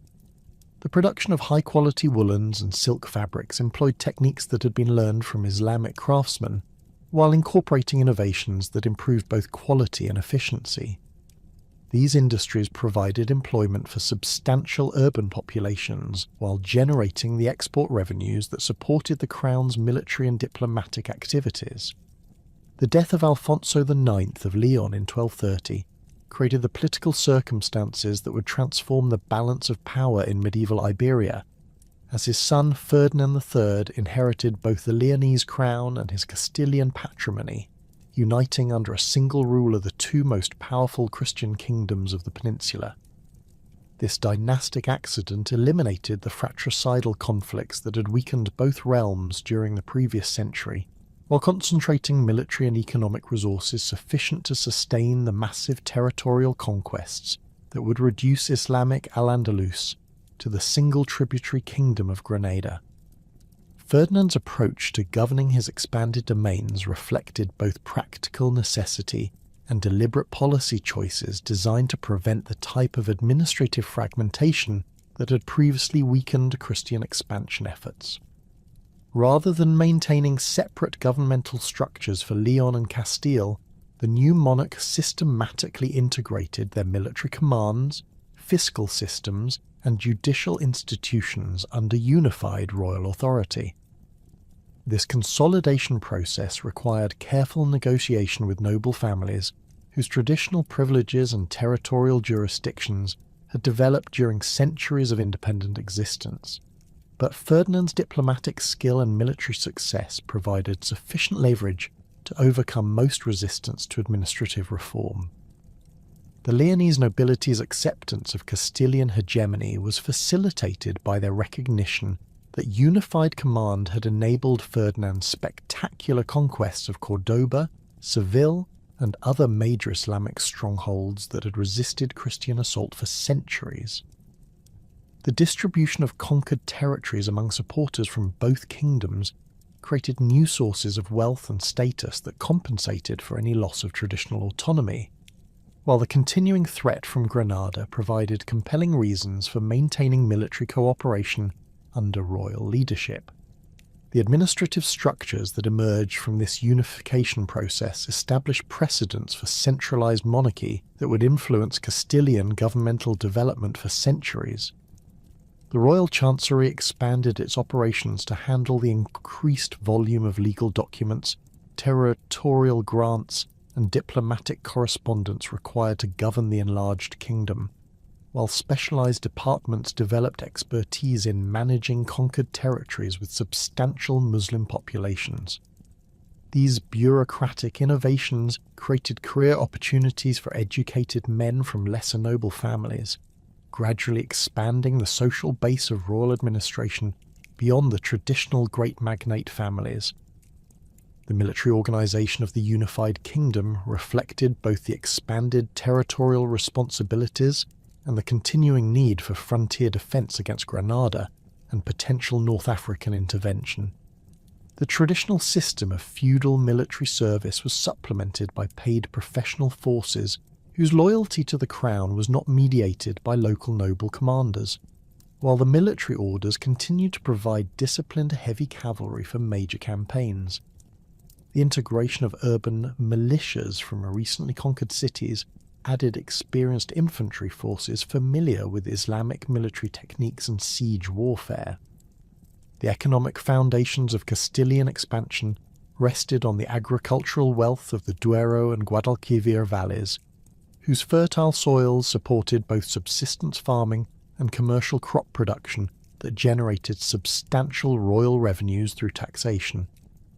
The conquest of Seville had provided access to Mediterranean trade networks that connected Castilian territories with North African and Eastern Mediterranean markets, while the tribute payments from Granada supplied additional resources for military and administrative expenses. This economic prosperity enabled the crown to maintain larger armies for longer periods, while supporting the religious and cultural institutions that legitimised Christian rule over conquered populations. The establishment of the Mesta in 1273 under Alfonso then represented one of the most significant economic innovations of the medieval period, creating an institutional framework for managing the seasonal migration of sheep flocks between summer pastures in the northern mountains and winter grazing areas in the southern plains. This organisation emerged from practical necessity, as the conquest of Andalusia had opened vast territories suitable for pastoral agriculture, while the depopulation caused by warfare and emigration had left extensive areas unavailable for intensive cultivation. The Mesta's organisational structure reflected the diverse interests involved in transhuman pastoralism, including great noble families who owned enormous flocks, monastic institutions with substantial pastoral holdings, urban investors who financed livestock operations, and the countless smallholders whose few animals participated in the seasonal migrations. The Brotherhood's regulations established detailed procedures for organising the twice-yearly movements, resolving disputes between herders and farmers over grazing rights and crop damage, and maintaining the network of drove roads that connected distant pastures. The economic importance of wool exports to northern Europe transformed Castile from a primarily agricultural kingdom into a major participant in international commerce, with Burgos emerging as one of Europe's most important commercial centres. Castilian wool, particularly the fine fleeces produced by merino sheep, commanded premium prices in the textile centres of Flanders and England, where skilled craftsmen transformed the raw material into luxury fabrics that were sold throughout the continent. The profits from this trade provided the crown with substantial customs revenues, while creating a powerful merchant class with interests in maintaining political stability and commercial privileges.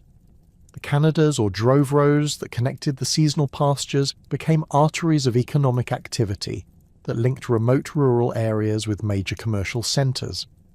These routes, some extending for hundreds of kilometres across difficult terrain, required constant maintenance and protection from bandits and local officials who might attempt to impose unauthorised tolls or restrictions.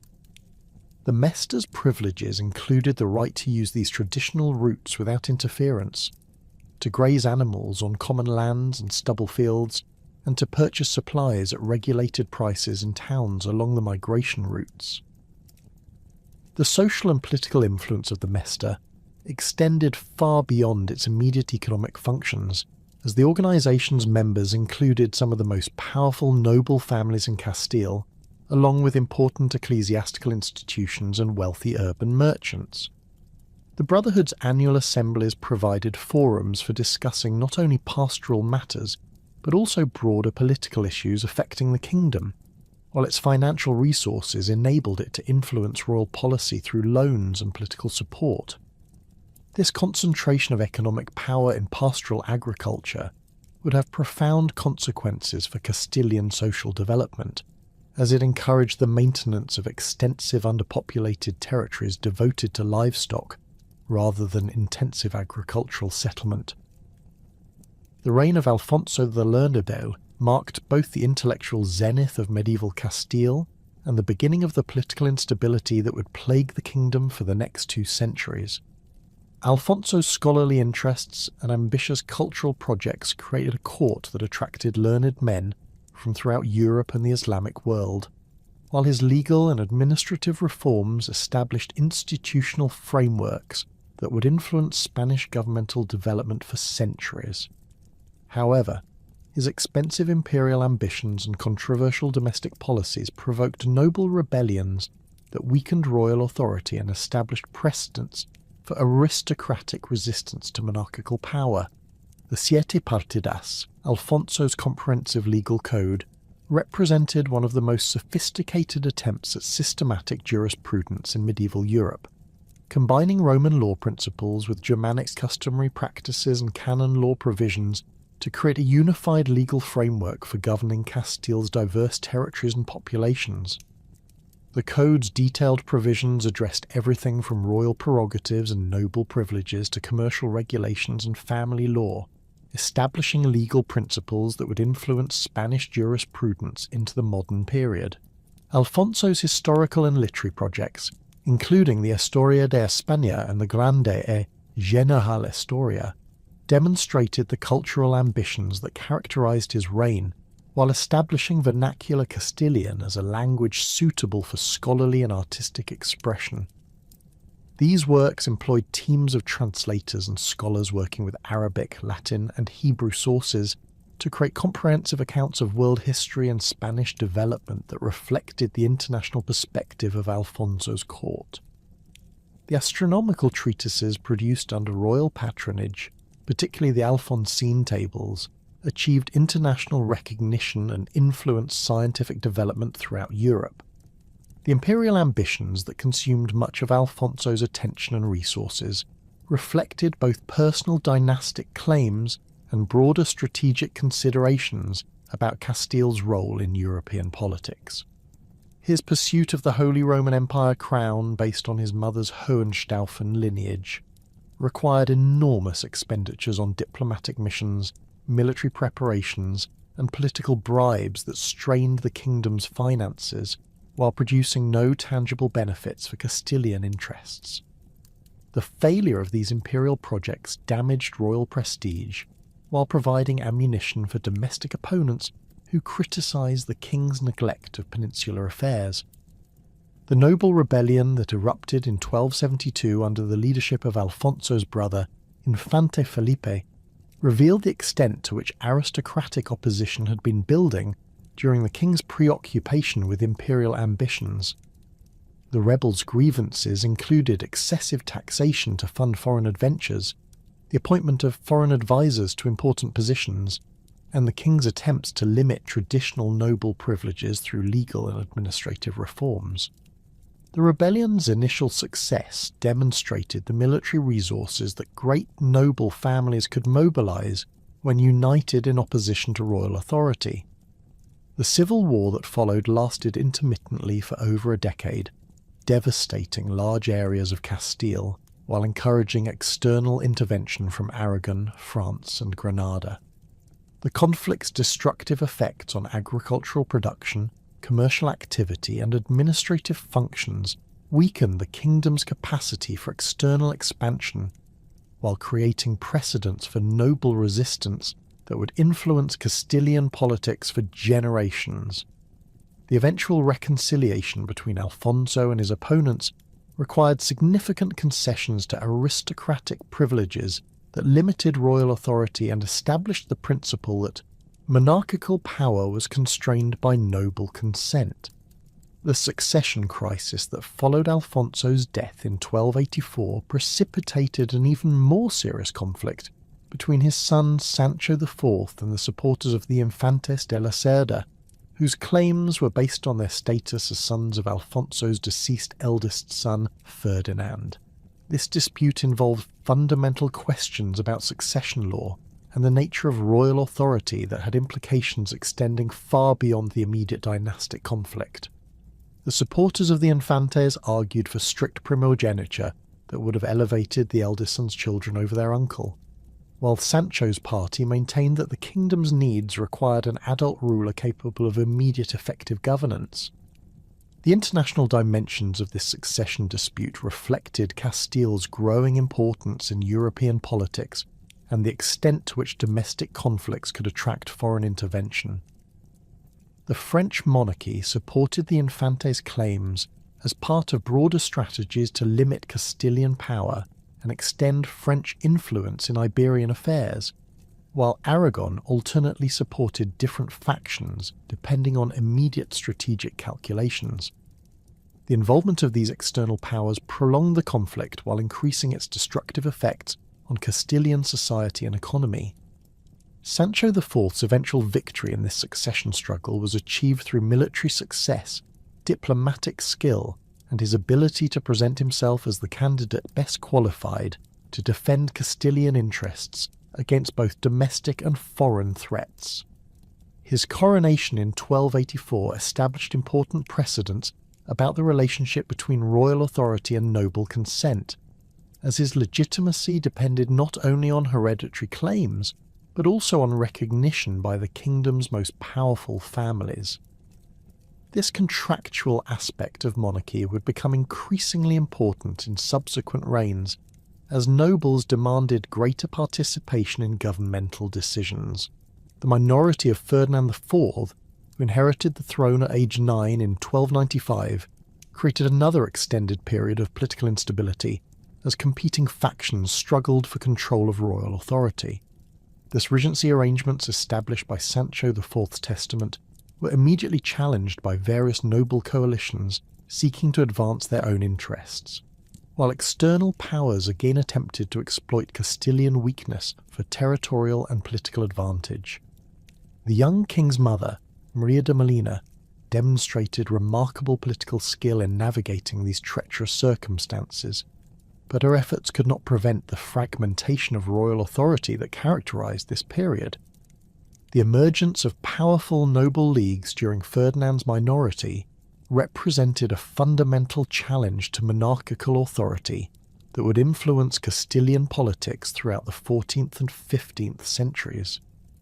These aristocratic confederations combined military resources from multiple families to create forces capable of challenging royal armies, while their political programs demanded significant limitations on monarchical power and greater noble participation in governmental decisions.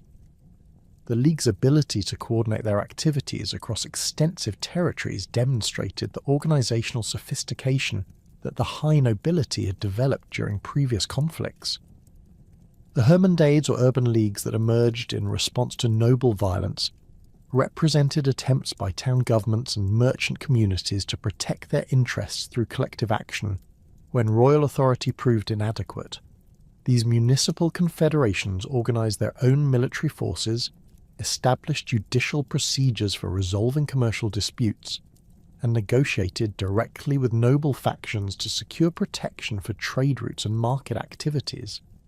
The success of these urban leagues demonstrated the economic importance of commercial activities and the political influence that wealthy merchant communities could exercise when properly organized. The Battle of the Vega de Granada in 1319, where both Ferdinand IV and his uncle Infante Peter were killed during a campaign against the Nasrid kingdom, precipitated another succession crisis that further weakened royal authority.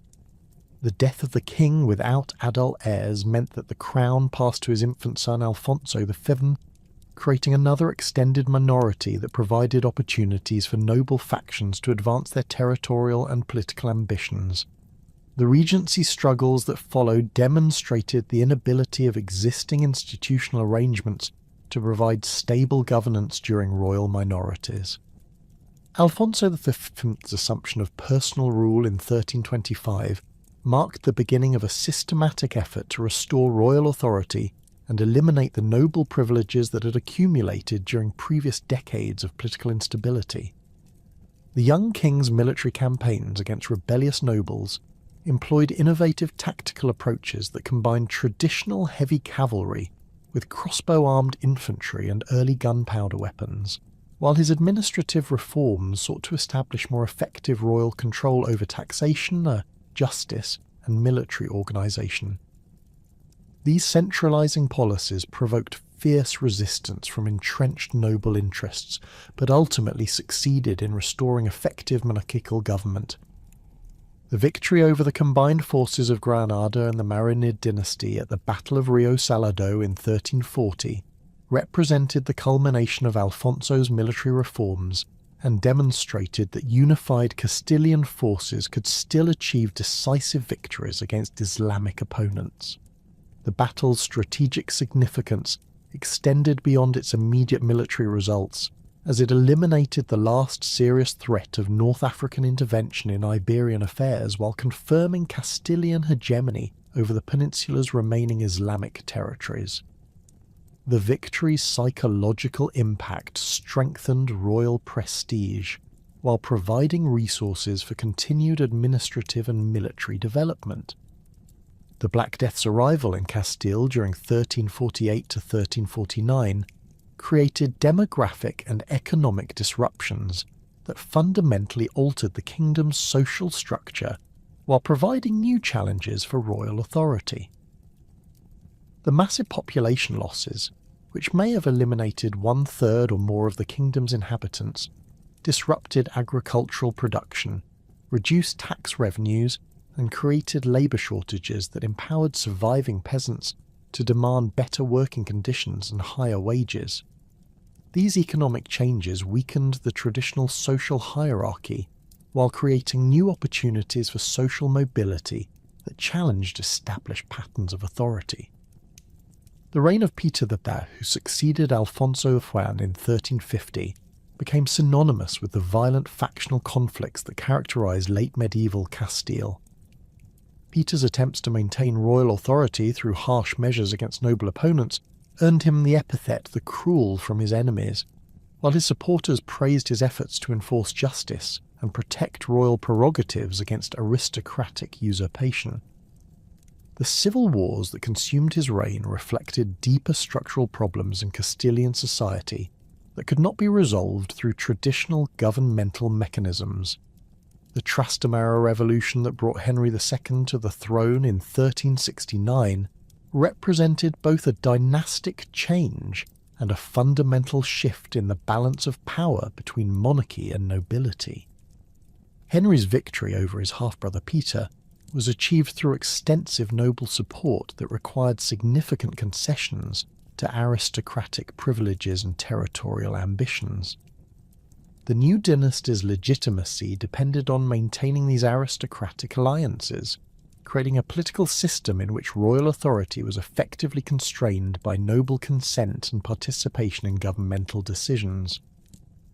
The succession crisis that erupted upon Henry IV's death in December 1474 represented the culmination of decades of Castilian political instability, pitting Isabella of Castile against her half-niece Juana la Beltraneja, in a conflict that would determine not only the kingdom's immediate future, but the entire trajectory of Spanish development. Isabella's supporters questioned the legitimacy of Juana's birth, claiming she was the daughter of Beltran de la Cueva rather than Henry IV, while Juana's faction maintained that she was the rightful heir according to established succession laws. This dynastic dispute quickly escalated into a comprehensive civil war that drew in Portugal, France and Aragon as external powers sought to influence the outcome according to their strategic interests. Isabella's marriage to Ferdinand of Aragon in 1469 had been conducted in secret to avoid Henry IV's opposition, but it now provided the crucial alliance that would enable her victory in the succession struggle. The union brought together the military resources of both kingdoms while creating the possibility of eventual political unification under their joint rule. Ferdinand's experience in Aragonese politics and his proven military capabilities complemented Isabella's determination and political acumen, creating a formidable partnership that could coordinate resources across multiple theatres of conflict. The military campaigns that secured Isabella's throne demonstrated the tactical innovations that had been developing in Castilian warfare during the previous century. The royal forces employed professional infantry armed with crossbows and early firearms, supported by artillery pieces that could reduce fortified positions with unprecedented effectiveness.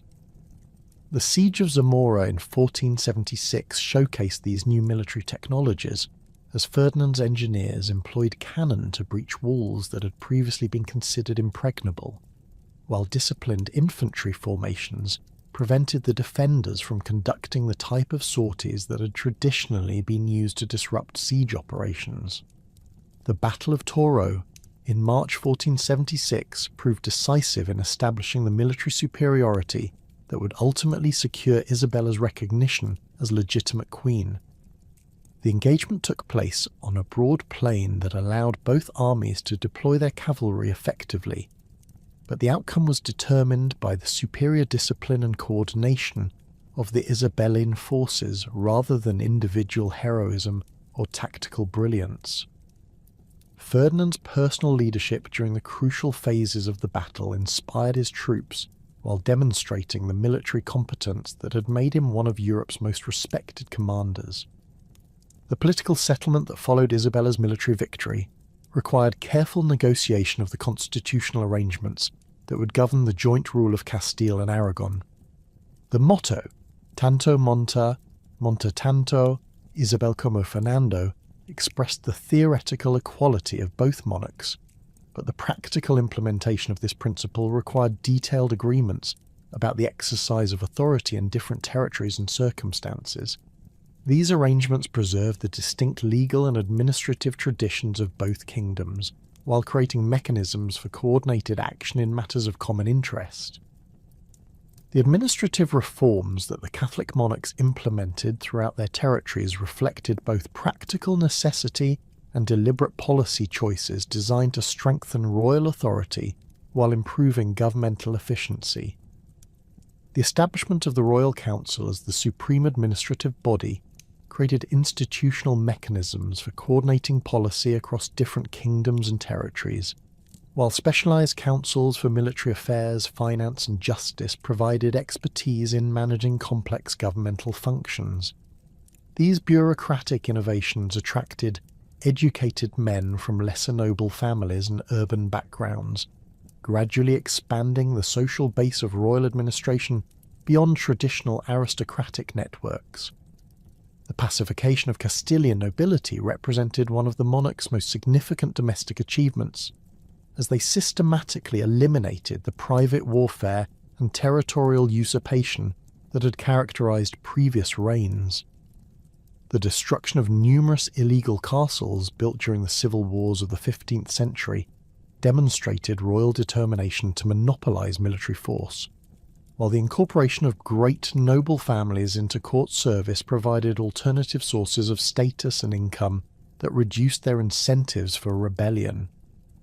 The establishment of the Santa Hermandad as a royal police force enabled the crown to maintain order in rural areas where traditional feudal authorities had proven inadequate.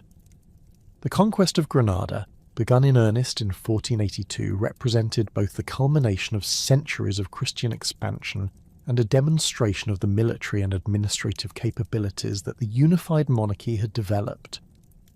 The campaign's systematic character distinguished it from earlier frontier warfare, as the Catholic monarchs employed coordinated strategies that combined siege warfare, naval blockade, and diplomatic pressure to gradually reduce Nasrid resistance. The construction of the fortified city of Santa Fe during the Siege of Granada demonstrated the monarch's commitment to sustained operations, while the coordination of forces from throughout their territories showed the organisational sophistication that unified command had made possible. The siege operations that characterised the Granada campaign employed the most advanced military technology available in late 15th century Europe. The Royal Artillery train included bronze cannon capable of breaching medieval fortifications, while the Engineering Corps constructed elaborate siege works that gradually tightened the noose around defended positions. The Siege of Malaga in 1487 demonstrated these capabilities. A sustained bombardment reduced the city's walls to rubble, while preventing the defenders from receiving supplies or reinforcements from other Nasrid territories. The fall of Granada in January 1492 was choreographed as a magnificent demonstration of Christian triumph, with Boabdil's surrender ceremony emphasizing the definitive end of Islamic political power in Iberia. The capitulations of Granada established the terms under which the city's Muslim population would be incorporated into the Christian kingdom, initially promising religious tolerance and the preservation of traditional customs.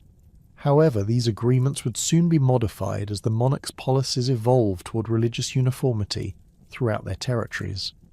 The establishment of the Spanish Inquisition in 1478 reflected the monarch's determination to ensure religious orthodoxy throughout their territories while strengthening royal control over ecclesiastical affairs. The institution's creation required papal authorization, but its organization and operations remained under royal rather than papal control, providing the crown with powerful instruments for enforcing religious conformity and eliminating potential sources of political opposition.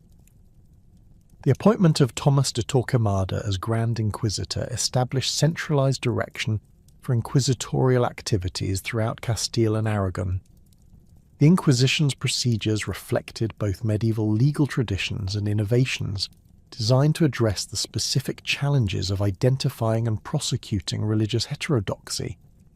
The use of secret testimony and the presumption of guilt in cases involving heretical beliefs created judicial processes that differed significantly from traditional criminal proceedings, while the confiscation of condemned prisoners' property provided financial incentives that supported the institution's operations. The auto de fe ceremonies that publicly proclaimed the Inquisition's judgments served both judicial and propaganda functions, demonstrating the consequences of religious nonconformity while reinforcing Orthodox Catholic identity. The expulsion of unconverted populations, beginning with the edict against those practicing Judaism in 1492, represented the logical culmination of policies designed to create religious uniformity throughout the Spanish kingdoms. The edict's terms required immediate conversion to Christianity or departure from Spanish territories within 4 months, effectively eliminating centuries-old communities that had contributed significantly to the kingdom's economic and intellectual development. Similar measures would later be applied to Muslim populations whose initial promises of toleration were gradually eroded through administrative pressure and legal restrictions. Christopher Columbus's voyage of discovery in 1492 opened unprecedented opportunities for territorial expansion that would fundamentally transform Spain's position in European politics while providing new sources of wealth and strategic advantage. The Genoese navigator's proposals had been rejected by other European monarchs, but Isabella's willingness to support the expedition reflected both her personal religious convictions about spreading Christianity and practical calculations about the potential benefits of discovering new trade routes to Asia. The relatively modest investment required for the initial voyage made it an acceptable risk given the enormous potential rewards. The capitulation signed with Columbus established the legal framework for Spanish expansion into newly discovered territories while preserving royal sovereignty over any lands that might be found. The navigator's appointment as Admiral of the Ocean Sea and Viceroy of any discovered territories provided him with substantial personal rewards, but ultimate authority remained with the Crown through its appointed representatives. These arrangements created precedents for colonial administration that would govern Spanish expansion throughout the following centuries. The discovery of inhabited lands in the Caribbean presented immediate challenges about the legal status and treatment of indigenous populations that had not been anticipated in the original agreements with Columbus. The monarch's instructions to their colonial representatives emphasized the importance of converting native peoples to Christianity, while establishing Spanish political authority over newly discovered territories. These policies reflected both genuine religious convictions about the obligation to spread Christian faith and practical considerations about creating stable foundations for colonial rule. The establishment of colonial administrative structures proceeded rapidly as the scope of Spanish discoveries expanded beyond the initial Caribbean settlements. The creation of the Casas de Contratación in Seville in 1503 provided institutional mechanisms for regulating colonial trade and supervising the appointment of colonial officials, while detailed legal codes addressed questions about land ownership, labour relations, and the treatment of indigenous populations. These administrative innovations created bureaucratic expertise that would prove crucial as Spanish territories expanded throughout the Americas. The economic impact of American discoveries became apparent within decades of the initial voyages, as precious metals from Caribbean mines and tribute payments from conquered territories provided new sources of royal revenue. The influx of gold and silver enabled the Spanish monarchs to pursue more ambitious European policies while supporting larger military forces than their territorial resources alone could have sustained. However, this American wealth also created new dependencies and economic distortions that would have profound consequences for Spanish development in subsequent centuries. The Italian wars that consumed much of the Catholic monarch's attention after 1494 reflected Spain's emergence as a major European power capable of challenging French hegemony in Italian affairs. Ferdinand's intervention in Italian politics was motivated by both dynastic claims to Neapolitan territories and strategic concerns about French expansion that might threaten Spanish interests in the Western Mediterranean. The military campaigns that followed demonstrated the effectiveness of Spanish military organization while establishing precedents for sustained overseas operations that would characterize Spanish policy for generations. The great Captain Gonzalo Fernández de Córdoba's innovations in military organization and tactics revolutionized European warfare while establishing Spanish military supremacy that would persist throughout the 16th century. His development of combined arms formations that integrated pikemen, arquebusiers and cavalry created tactical systems that proved superior to traditional medieval military organization. The battles of Cerignola and Garigliano in 1503 demonstrated these innovations' effectiveness while establishing Spanish control over the Kingdom of Naples. The diplomatic achievements of the Catholic monarch's reign included the negotiation of marriage alliances that connected the Spanish royal family with the major dynasties of Europe. The marriages of their children to Portuguese, Austrian and English royal houses reflected ambitious strategies designed to isolate France while creating networks of dynastic alliance that would support Spanish interests throughout Europe. These matrimonial policies would have profound consequences for European politics, ultimately leading to the concentration of unprecedented territorial holdings under Spanish rule. The deaths of Isabella in 1504 and Ferdinand in 1516 marked the end of the medieval period in Spanish history, while establishing the foundations for the early modern Spanish Empire. Isabella's testament emphasized the importance of maintaining religious orthodoxy and continuing the expansion of Christian territories, while Ferdinand's political arrangements ensured the succession of their grandson Charles, whose inheritance would include not only the Spanish kingdoms, but also the Austrian Habsburg territories and the Holy Roman Empire. This concentration of power would make Spain the dominant European power of the 16th century while creating new challenges that would test the institutional structures established during the Catholic monarch's reign. The transformation of medieval Spain into a unified monarchy capable of global expansion represented one of the most remarkable political achievements of the late medieval period. The institutional innovations, military developments, and administrative reforms implemented by Isabella and Ferdinand created the foundations for Spanish hegemony that would dominate European politics for the following century and a half. The conquest of Granada eliminated the last Islamic political presence in Western Europe, while the discovery of America opened new worlds for Spanish expansion and provided the resources necessary to sustain ambitious European policies. The establishment of religious uniformity through the Inquisition and the expulsion of unconverted populations created the ideological cohesion that would enable Spain to present itself as the champion of Catholic Christianity in its conflicts with Protestant and Islamic opponents.